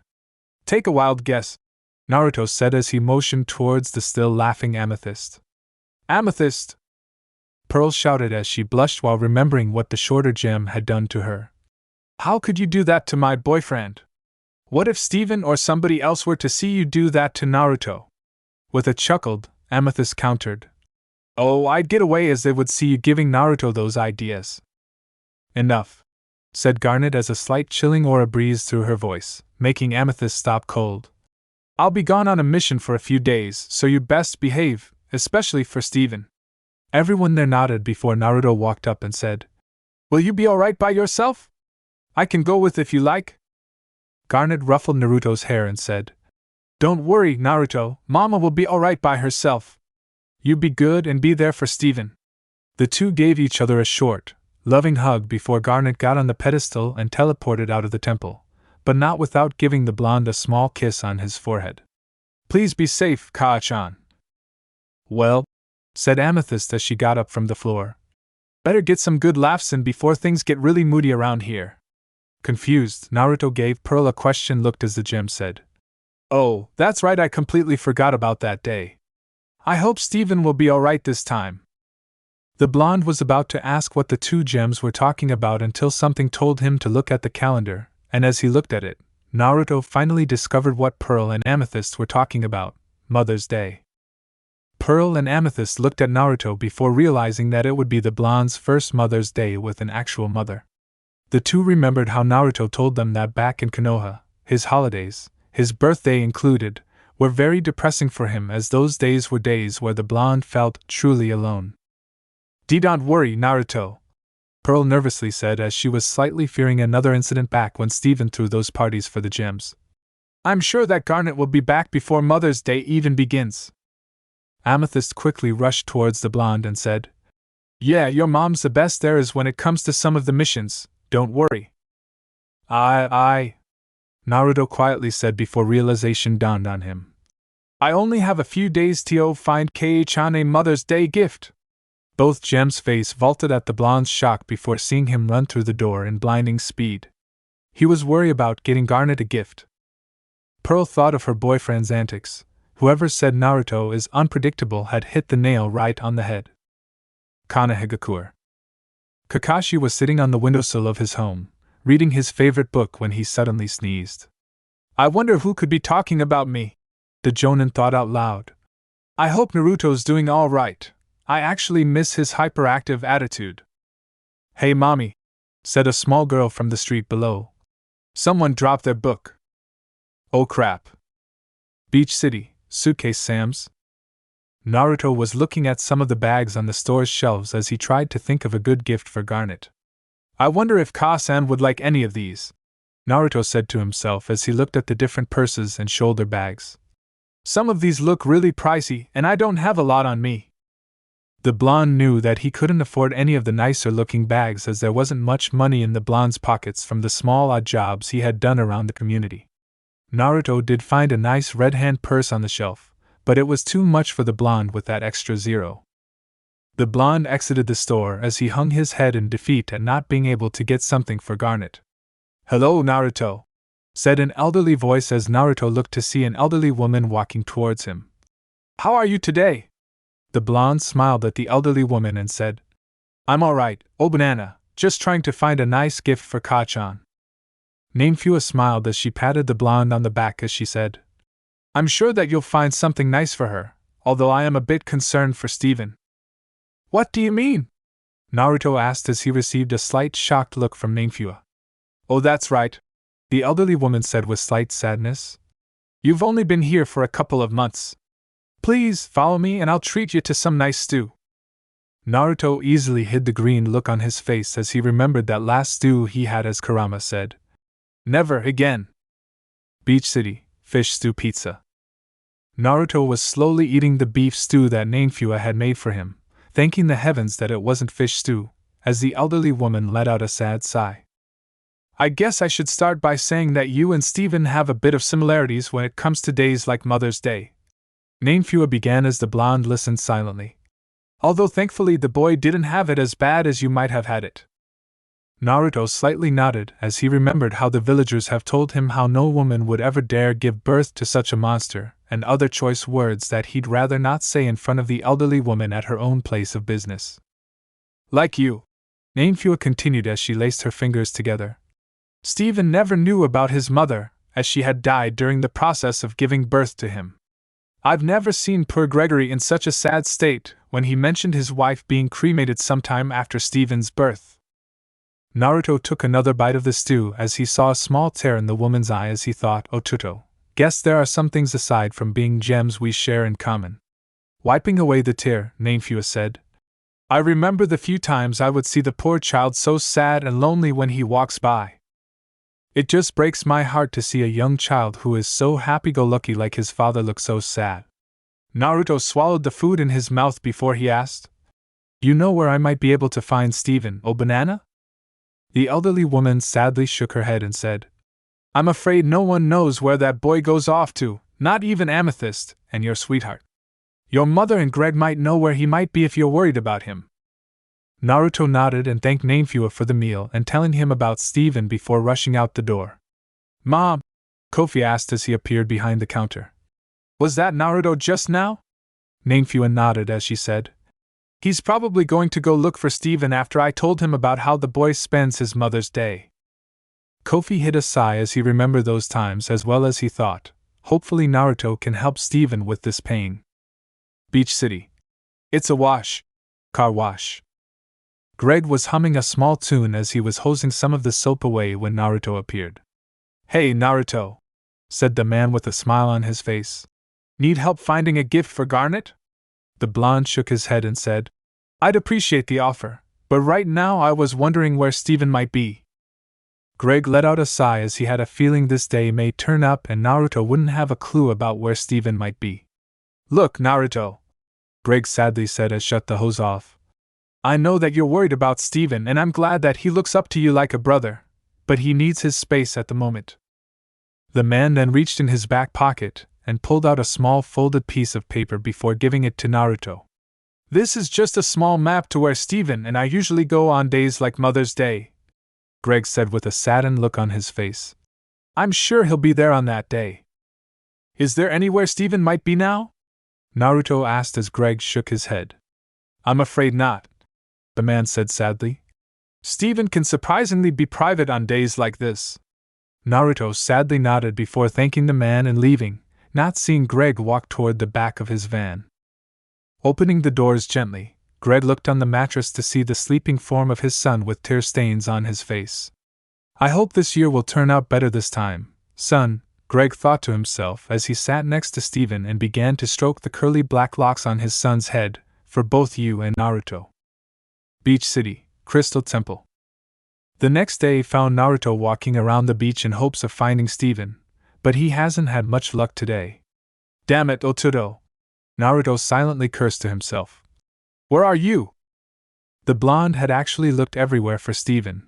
Naruto checked the pier, Greg's car wash, Steven's favorite restaurants, and even risking a trip to the arcade, but he couldn't find the boy anywhere even after triple checking through his shadow clones. Naruto knew things would be different for himself as he finally has a mother to celebrate Mother's Day with, but he never imagined things would be this drastic.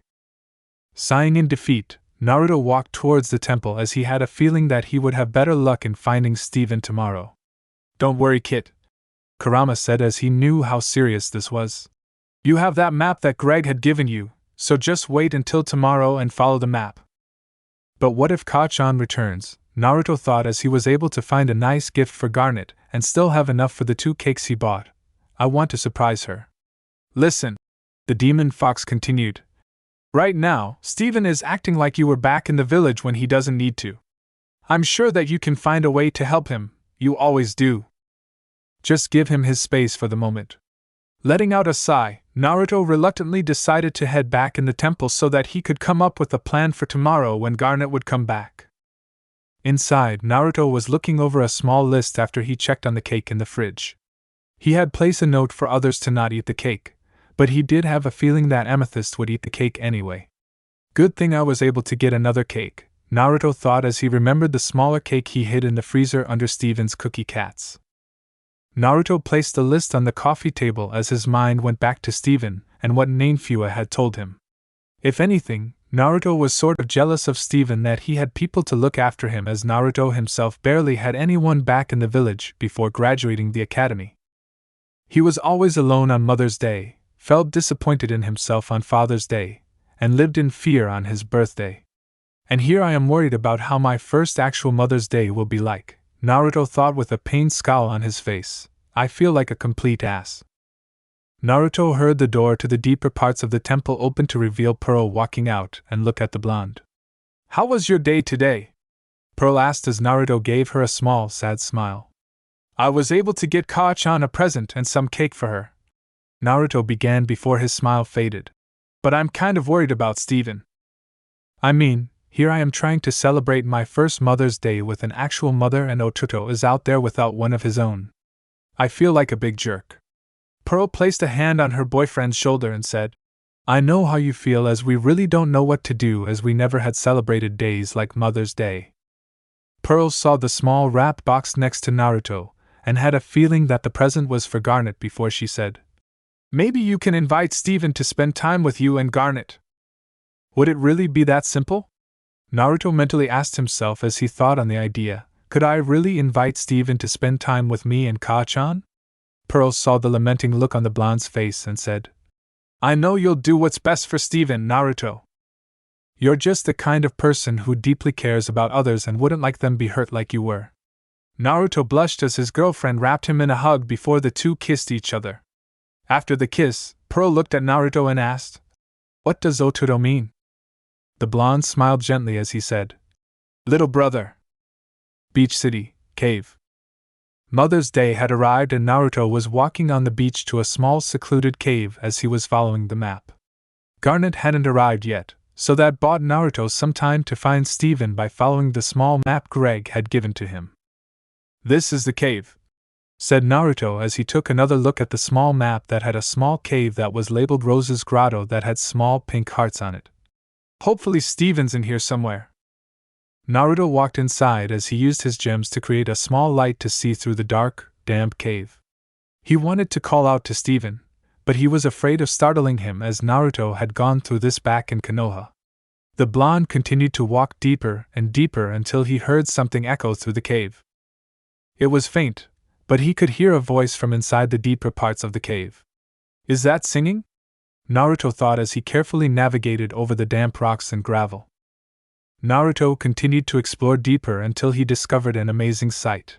A huge lake that was surrounded in pink crystals with a statue of a woman standing erect near the lake.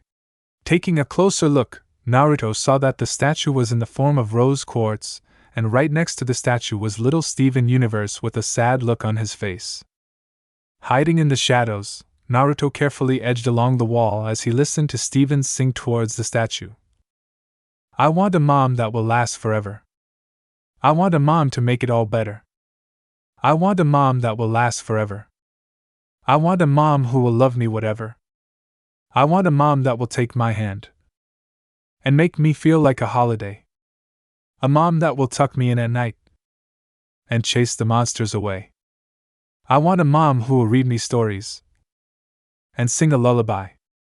And if I had a bad dream, to hold me when I cry.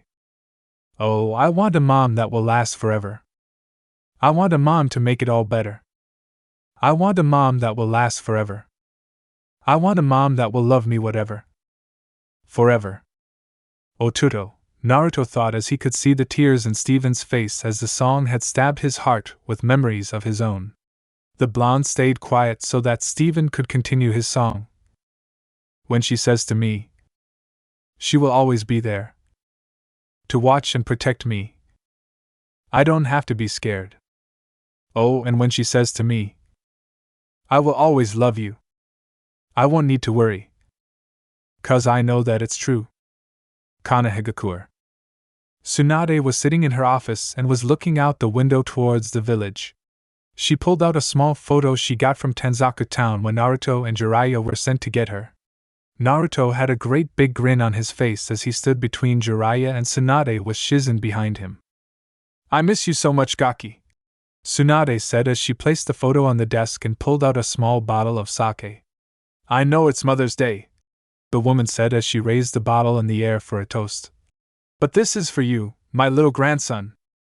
Shizen walked by the door to the office and saw her master taking a swig of sake and decided for once to not say anything at the moment, as Tsunade really needed this right now as she too was missing the little ball of sunshine. Beach City, Rose's Grotto. Naruto felt more tears sneaking up on him as he had a feeling that someone was badly missing him. Bachan, Naruto thought to himself as Tsunade entered his mind, I wish you were here. The blonde remained quiet as Steven continued to sing. I want a mom when I get lonely, who will take time to play. A mom who can be a friend. And a rainbow when it's gray. I want a mom to read me stories and sing a lullaby. And if I have a bad dream, to hold me when I cry.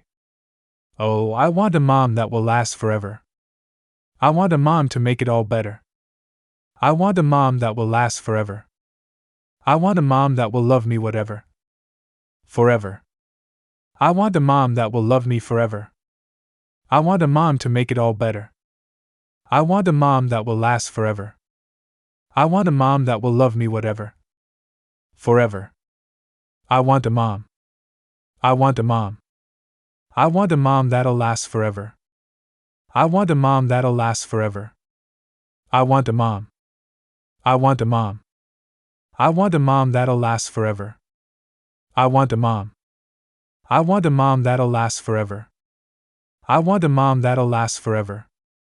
Steven fell to his knees in defeat as he whispered, I want a mom. Naruto carefully walked out of the shadows, tears rolling down his face as the echoes in the grotto kept stabbing into his heart. The blonde was able to get close to Steven as the boy silently sobbed. Naruto kneeled down next to Steven and gave the boy a small hug while the boy returned the hug and cried into Naruto's shirt. How much pain have you held back? Naruto thought as he gently rubbed Steven's back. Otuto. The two remained hugging before Steven let go and asked, How did you find me? Only Dad and Garnet know about this place. Naruto looked at Steven with tear-stained eyes and said, Your father gave me a small map when he saw how worried I was. The young boy rubbed the tears out of his eyes and off of his face before he said, I'm sorry if I had you worried, Naruto, it's just. Naruto and Steven looked at the statue as the boy then said, I just wish I could know more about her or even meet her. Naruto saw the saddened look on Steven's face before he said, Well, little brother, I know what it feels like to be alone on days like this. Steven looked up and saw the tears forming in the blonde's eyes as Naruto continued. I was so lonely that isolation on the holidays had become sort of my own ritual for my own protection. Back then, in the village, I couldn't let them see me cry or see my pain as they would use it to their advantage to deal more hurt to me, but here. Tears were now falling freely from Naruto's face as the blonde couldn't stop them, nor did he want to. I'm finally free, Naruto said as he sobbed with his voice cracking. I'm finally free to sob to let out all of my pain after so many years. Naruto's painful sobs echoed through the cave as the blonde then fell to his knees and began to punch the stone floor, ignoring the throbbing pain and small amount of blood from his knuckles. Steven watched as his brother figure continued to punch the ground before stopping, allowing the younger boy to wrap the blonde into a hug. That felt, Asterisk sniff asterisk so good, Naruto said as he dried his eyes before looking at Steven. I know, said Steven with a smile. Big bro. Both of them got to their feet and stared at the statue. Rose-san, said Naruto with pride in his voice as he looked at the statue's face. I am very glad that I met someone like your son to have as a brother and finally found someone that I could call a mother, as well as finding a place where I feel welcomed. I would also like to tell you that I'm very proud to have Steven here as my Otuto, my little brother. The two of them smiled with great pride in their hearts as they left, but little did they know was that the two boys were being watched by the spirits of Kushina and Rose Quartz. Our boys seem to have developed a loving bond with one another, said Rose with a harmonic tone in her voice. Of course, Rose, said Kushina with a smile on her face. Those two will be brothers, even through 1,000 lifetimes. The two spirits faded away back to their proper places, waiting for the time to reveal themselves to their sons. Beach City, Crystal Temple. Garnet had just arrived when Naruto and Steven walked through the door.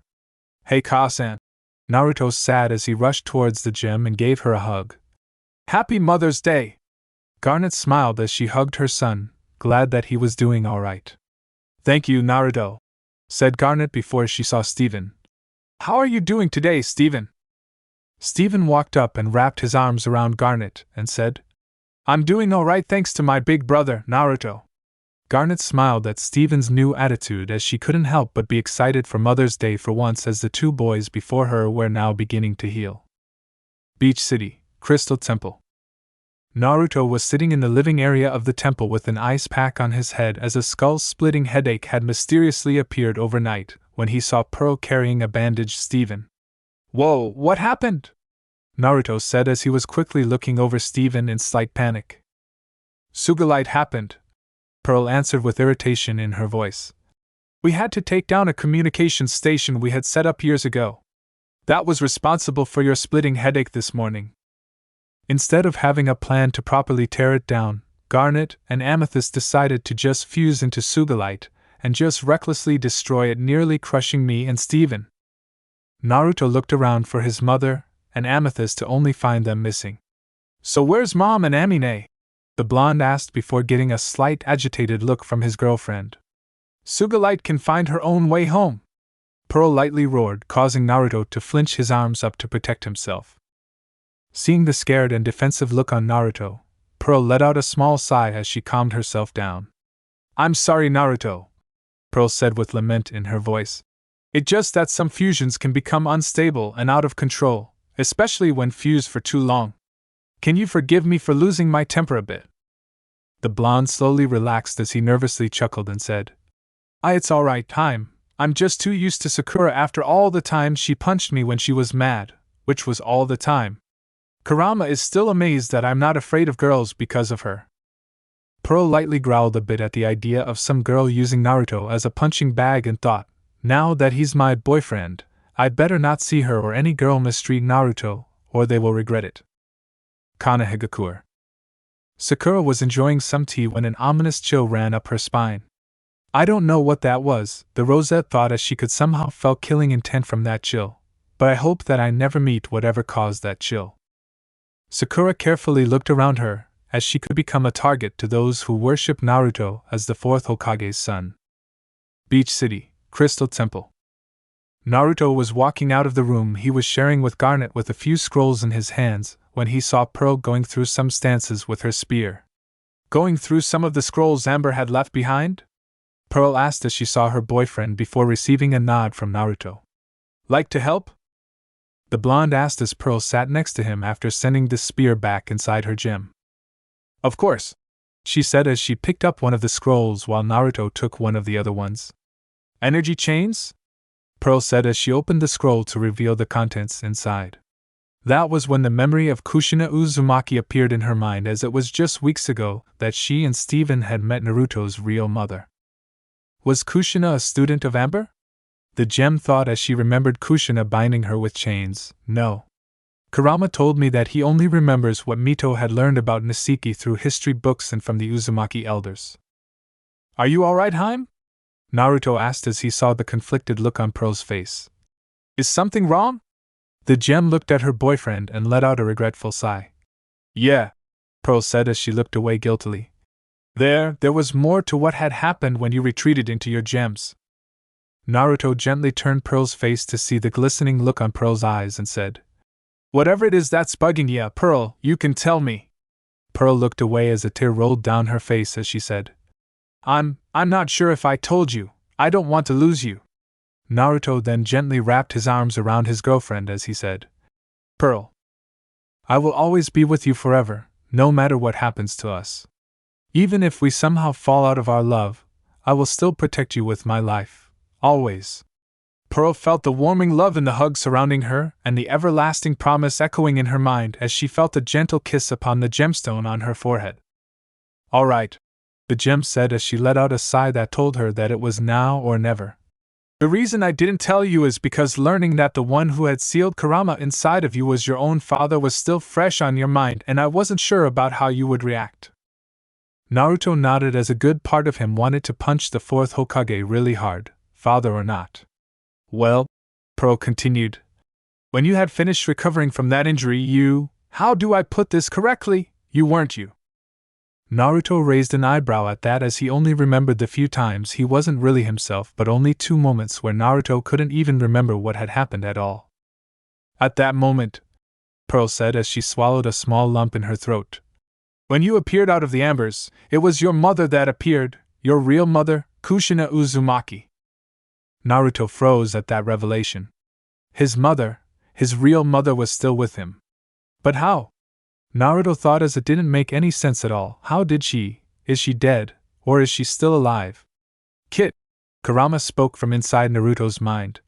Kushina Uzumaki, the very woman who gave birth to you, did die along with your father as I saw it myself. I can't really explain how she just appeared after you were done recovering. I have a few theories, but I really can't explore them as it would involve you getting seriously injured again or tampering with the seal that binds me to you. But I will tell you that she loved you with every ounce of her heart, and then some, as I have seen her dreams of her having the perfect family.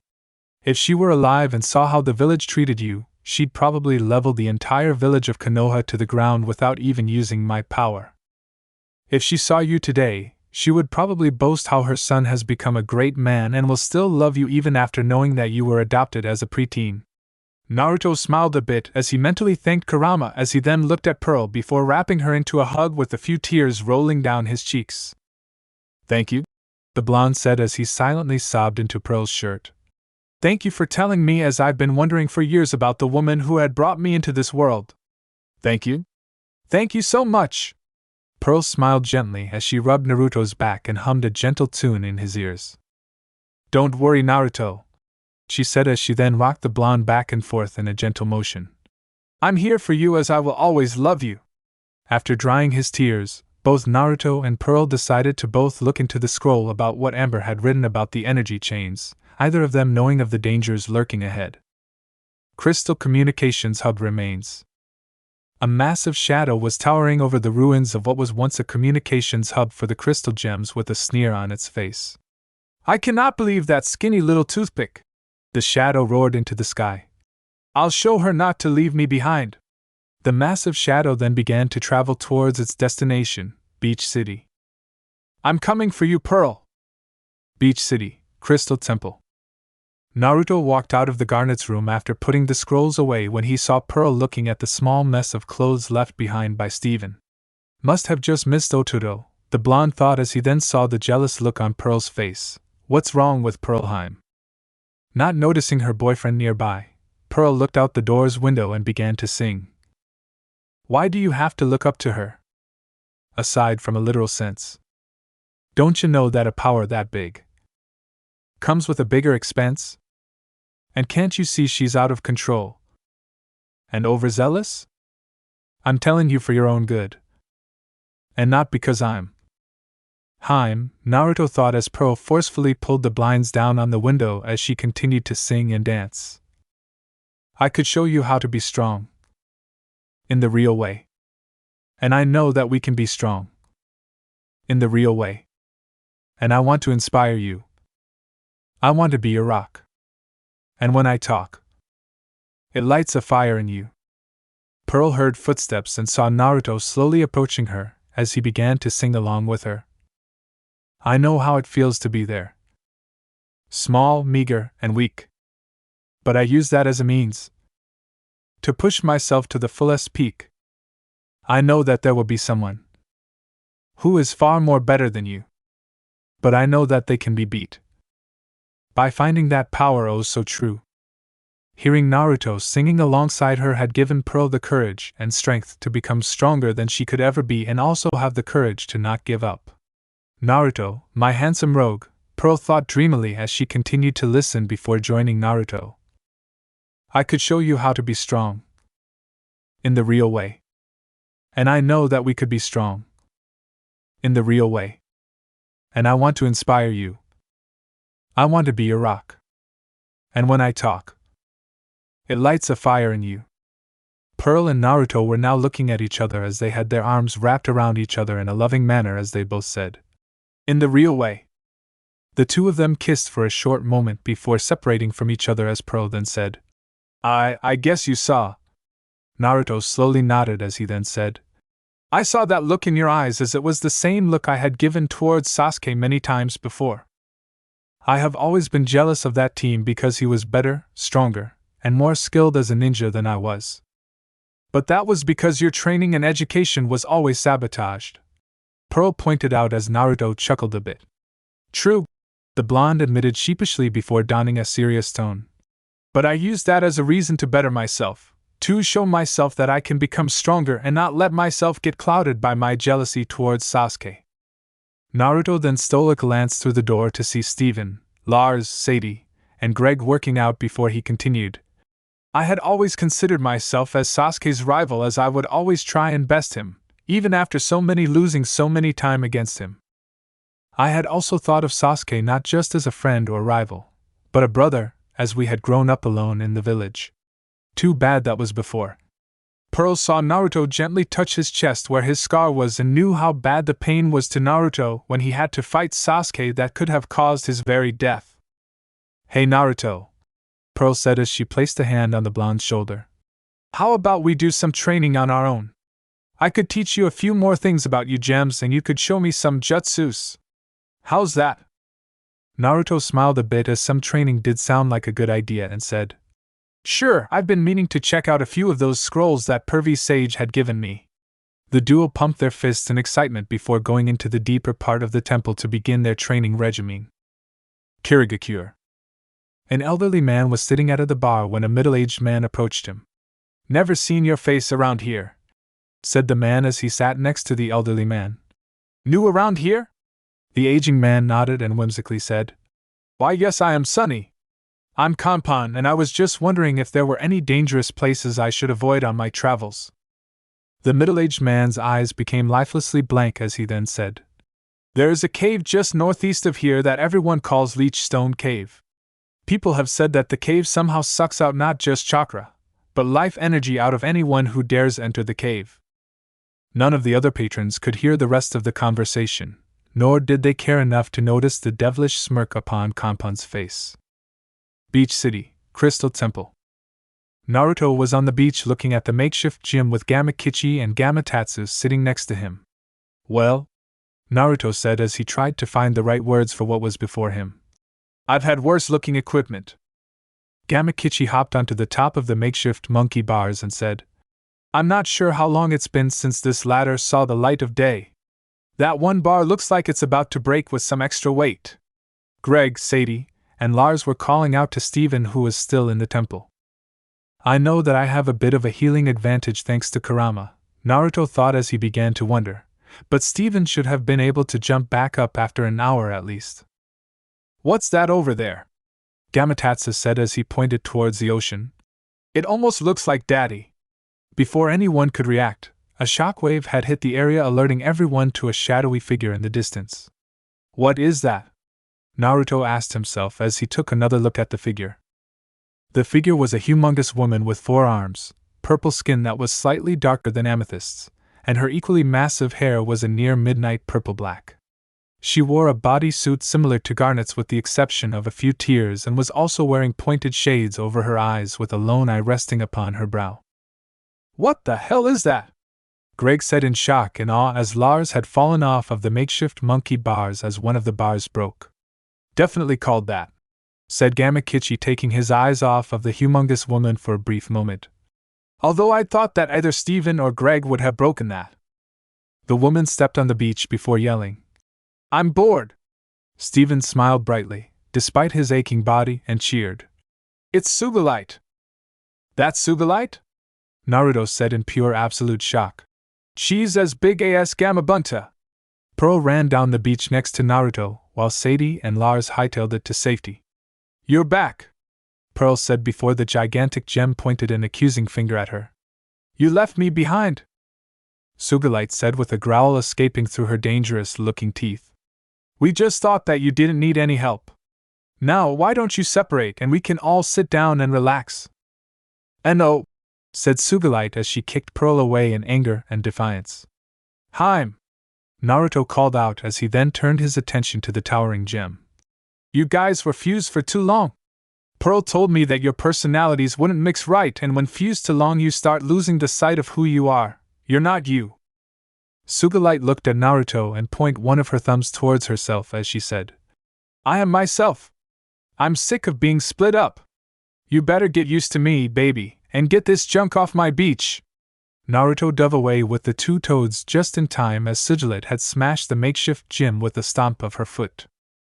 Naruto stole a glance towards Pearl and Steven and said, Pearl, get Steven to safety while I'll deal with her. Pearl looked at her boyfriend and said, Are you nuts?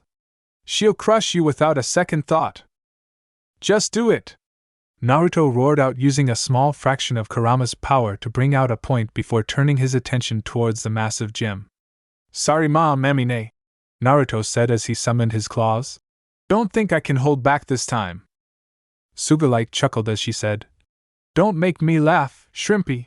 I could crush you without even trying. Here goes nothing, Naruto thought as he charged towards the gigantic woman with his claws ready to strike. Naruto jumped to the side to avoid a punch from Sugilite before jumping on her arm and running up towards her. Nice try, you little bug, said Sugilite as she drew back a hand before swinging it in an attempt to swat at Naruto. She barely missed as Naruto added a little boost in his step before digging his claws into Sugilite's flesh and launching himself towards her face. Eat this! Naruto roared out as he slashed Sugilite's cheek before going into a freefall towards the sand. Seeing the sand getting closer and closer, Naruto began to focus his chakra into his gems in hopes of his idea working. Naruto! Steven cried out as Naruto was plummeting to what could be certain death. Come on, Naruto, Pearl thought with anticipation in her heart, I know you can do it. Naruto opened his eyes with a confident smirk on his face as he said, Gem style, hooking claw. The blonde shot his arm out as a golden knife was launched out of the amber gem with chains made of amber that connected the knife back to Naruto. The knife then opened up to reveal that it was a barbed claw before digging itself into one of Sugilite's arms. Nice trick, said Sugilite as she saw Naruto swing on the chain before launching another barbed claw towards her back. But these are mosquito bites to me. Hope you're ready to fly. At that moment, the gigantic woman grabbed the chain and began to spin Naruto in the air. Naruto! Pearl cried out as she summoned her spear and charged towards Sugilite. What? You want to fight me too? The giant demanded as she continued to spin Naruto in the air. You'll thank me later, Pearl said as she jumped towards Sugilite before getting swatted violently back into the ground. Naruto was feeling the force of the spinning tear into his body before severing the connection to the chain, sending himself flying towards the ocean. Come on, kid! Greg said as he picked up Steven in an attempt to get his son to safety. Dad, no, said Steven as he watched Sugilite's rampage. Pearl! Naruto! Naruto was flying in the air and saw the ocean getting closer to him in a dangerous manner. Don't hold out on me, Kurama, Naruto said as he made one of his claws disappear before biting his thumb and performed the needed hand seals. Summoning Jutsu! The blonde slammed his hand on the thin air as a large plume of smoke exploded underneath him with Gamabunta appearing just before Naruto had hit the water. Thanks for the save there, Gamabunta, Naruto said without noticing the giant toad's arms tensing up. I thought I was going to be a go dash. Naruto, you idiot! Gamabunta roared as he was now jumping around on the sea water. What's the big idea summoning me on sea water? Naruto was holding on for dear life as he said. I don't see what the big deal is. You're a toad and water is your element. Gamabunta stopped jumping around as he said. While you are right about water being my element, you have failed to realize that fresh water creatures, which includes toads aka me, and sea water do not mix well. I'm already getting a bad rash from just contact alone. Okay, I'm sorry, but you're going to have to punish me later, Naruto said as he pointed towards the beach where Sugilite was still fighting Pearl. If we don't do anything to stop Sugilite, she'll crush all of Beach City, and if anything were to happen to Pearl, I will renounce our contract right in front of your sons in Okina. I'm also telling them that you were too scared to fight a gem fusion. Damn, this kid's driving a hard bargain, Gamabunta thought as he saw the gigantic woman whom he assumed was Sugilite. Okina and Jiraiya both would never let me live down Naruto renouncing the contract just because of a bad skin rash. Also, no summon in history had ever faced off against a fused gem before, as it is said that gem fusions have powers that could rival a tailed beast. Alright kid, I'll help ya, Gamabunta said with a smirk. But I'm still going to punish you later after this is all over. Back on the beach, Pearl was holding herself up with her spear as Sugilite was just too powerful. Why don't you just give up and let me crush you? The gigantic gem said as she raised her foot. I promise that it won't hurt a little bit. This will hurt like hell. Pearl closed her eyes for the inevitable to happen as a loud crash echoed in her mind. Sensing that she wasn't in any form of pain, the gem opened her eyes to see Sugilite wrestling with a giant red toad wearing a dark blue yukata. Pearl! Said Naruto as he rushed towards his girlfriend and helped her onto her feet. Thank Kami, you're alright. Gamabunta is buying us some time for us to get a plan on how to take down Sugilite, so any ideas? What's the point? Pearl said as she watched Gamabunta hop around to avoid Sugilite's flail. She's just too powerful for us, we can't beat her like this. Naruto sneered as he stole a glance towards the titanic fight between Gamabunta and Sugilite as tried to think of something. Sugilite is strong and surprisingly fast for her size, as she was able to either dodge Gamabunta's water bullets, or just block them with her arms. What can we do? Naruto thought as Gamabunta would eventually run out of steam. I'm really not seeing how to. Wait a minute. You're right, Pearl, we can't beat Sugilite this way, Naruto said before a smirk formed on his face. But there is someone who can stop her. Pearl looked at the blonde and said, I'm not sure if he could stop Sugilite. She's twice his size and far more stronger. We just can't dash. Snap out of it, Naruto yelled before softening his voice. Sugilite is just another obstacle for us, and we cannot not do anything about it. We can always become stronger by using Sugilite to dig deep inside of ourselves and find that true power that lies deep within. Pearl saw the sun shining behind Naruto's hair as her boyfriend held out his hand and asked, So, are you with me? Pearl looked at the battle between the two titans before looking at the temple statue with a smile. Naruto is right, Pearl thought confidently.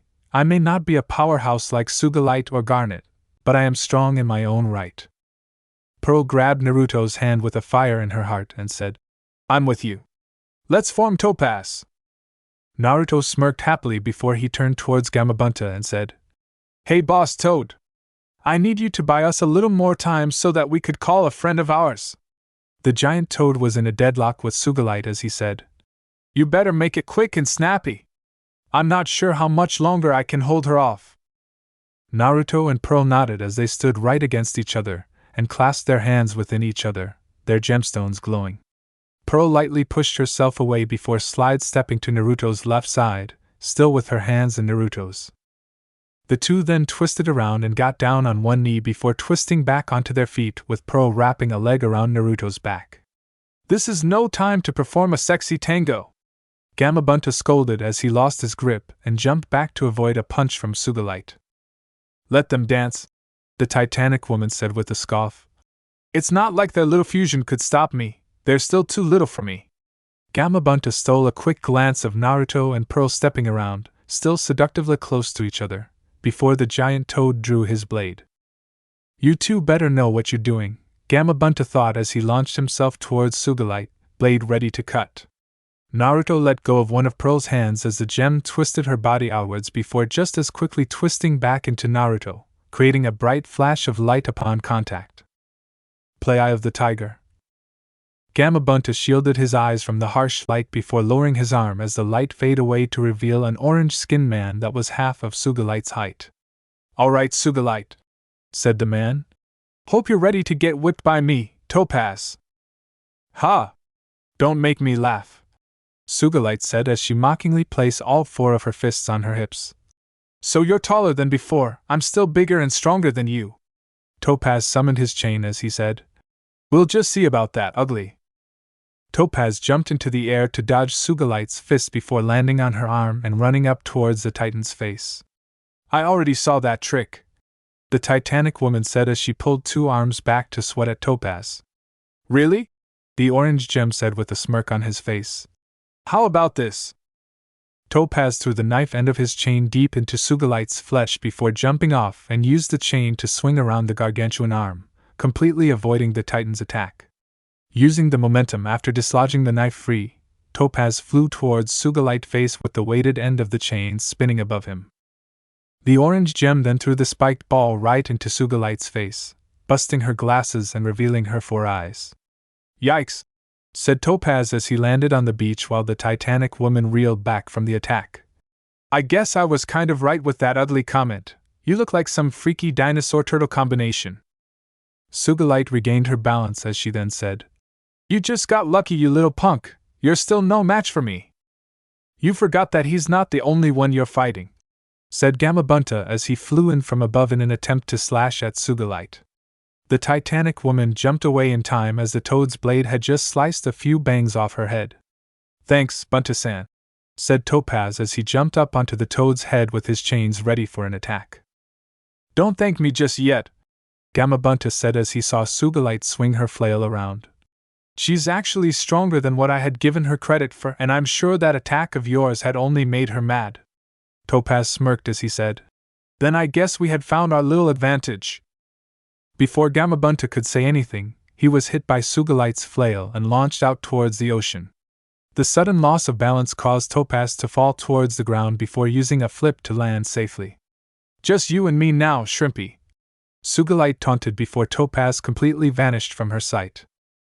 Looking around, the Titanic woman growled as she couldn't see the small tufts of sand moving towards her. "Where are you, you little coward?" Sugalite demanded before feeling something crawling on her body. "There you are!" The Titan smacked her thigh, only to feel the full force of her slap. "Sheesh," said Topaz as he popped out from Sugalite's bodysuit on her shoulder. "I thought you just looked bad, you smell even worse." The orange gem dove back inside to avoid Sugalite's attempt at slapping him, only for the Titanic woman's shoulder to take the full brunt on the attack. "Ugh, gross," said Topaz as he stepped out from Sugalite's massive hair near her ear. "When was the last time you cleaned your ears? Never ago."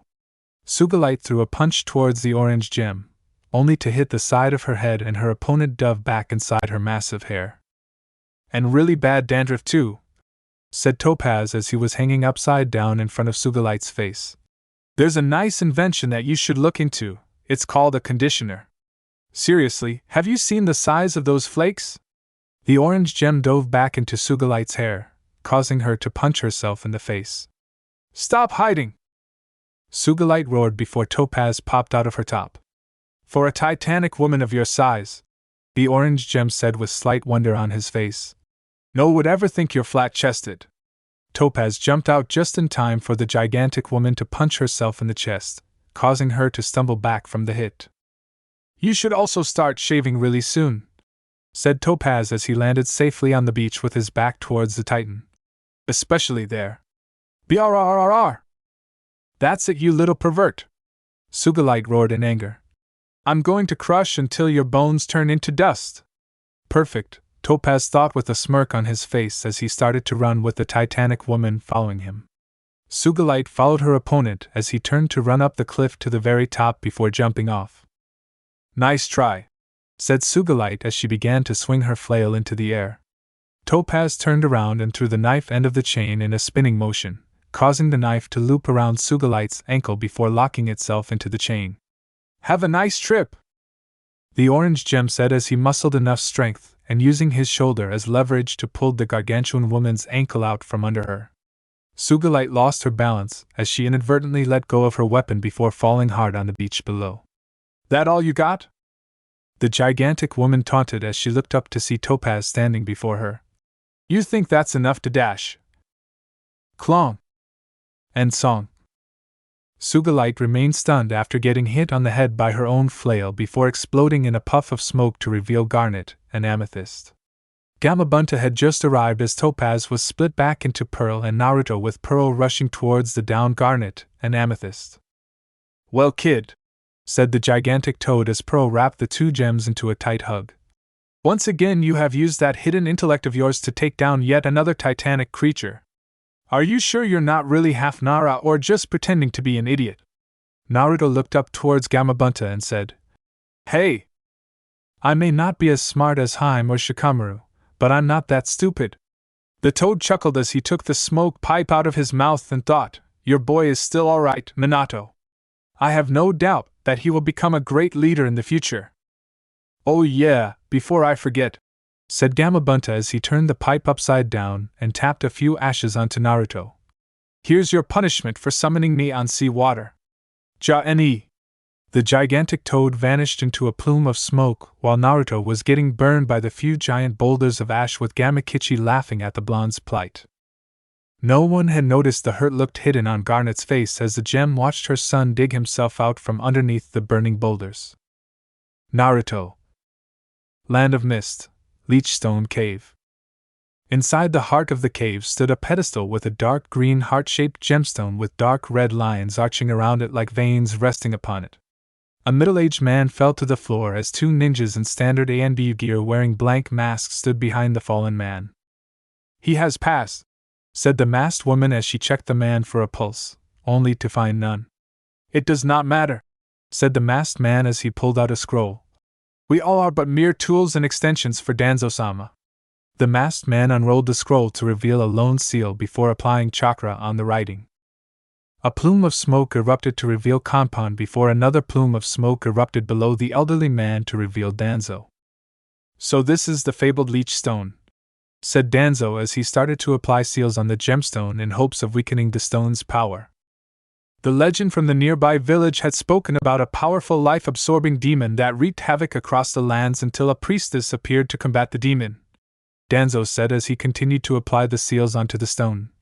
She was able to somehow weaken the demon before ripping its stone heart and destroying the body. The priestess then sealed the demon's heart inside of a cave where the heart could never see the light of day.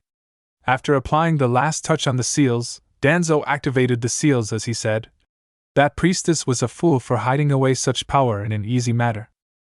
Seeing how the stone's power was nullified, Danzo picked up the stone with both hands as he began to darkly admire not just its beauty, but the power still emitting from it. The elderly man and his two root members heard the sound of stone grinding against stone as they saw the walls lowered themselves to reveal armored statues made of gold and amber.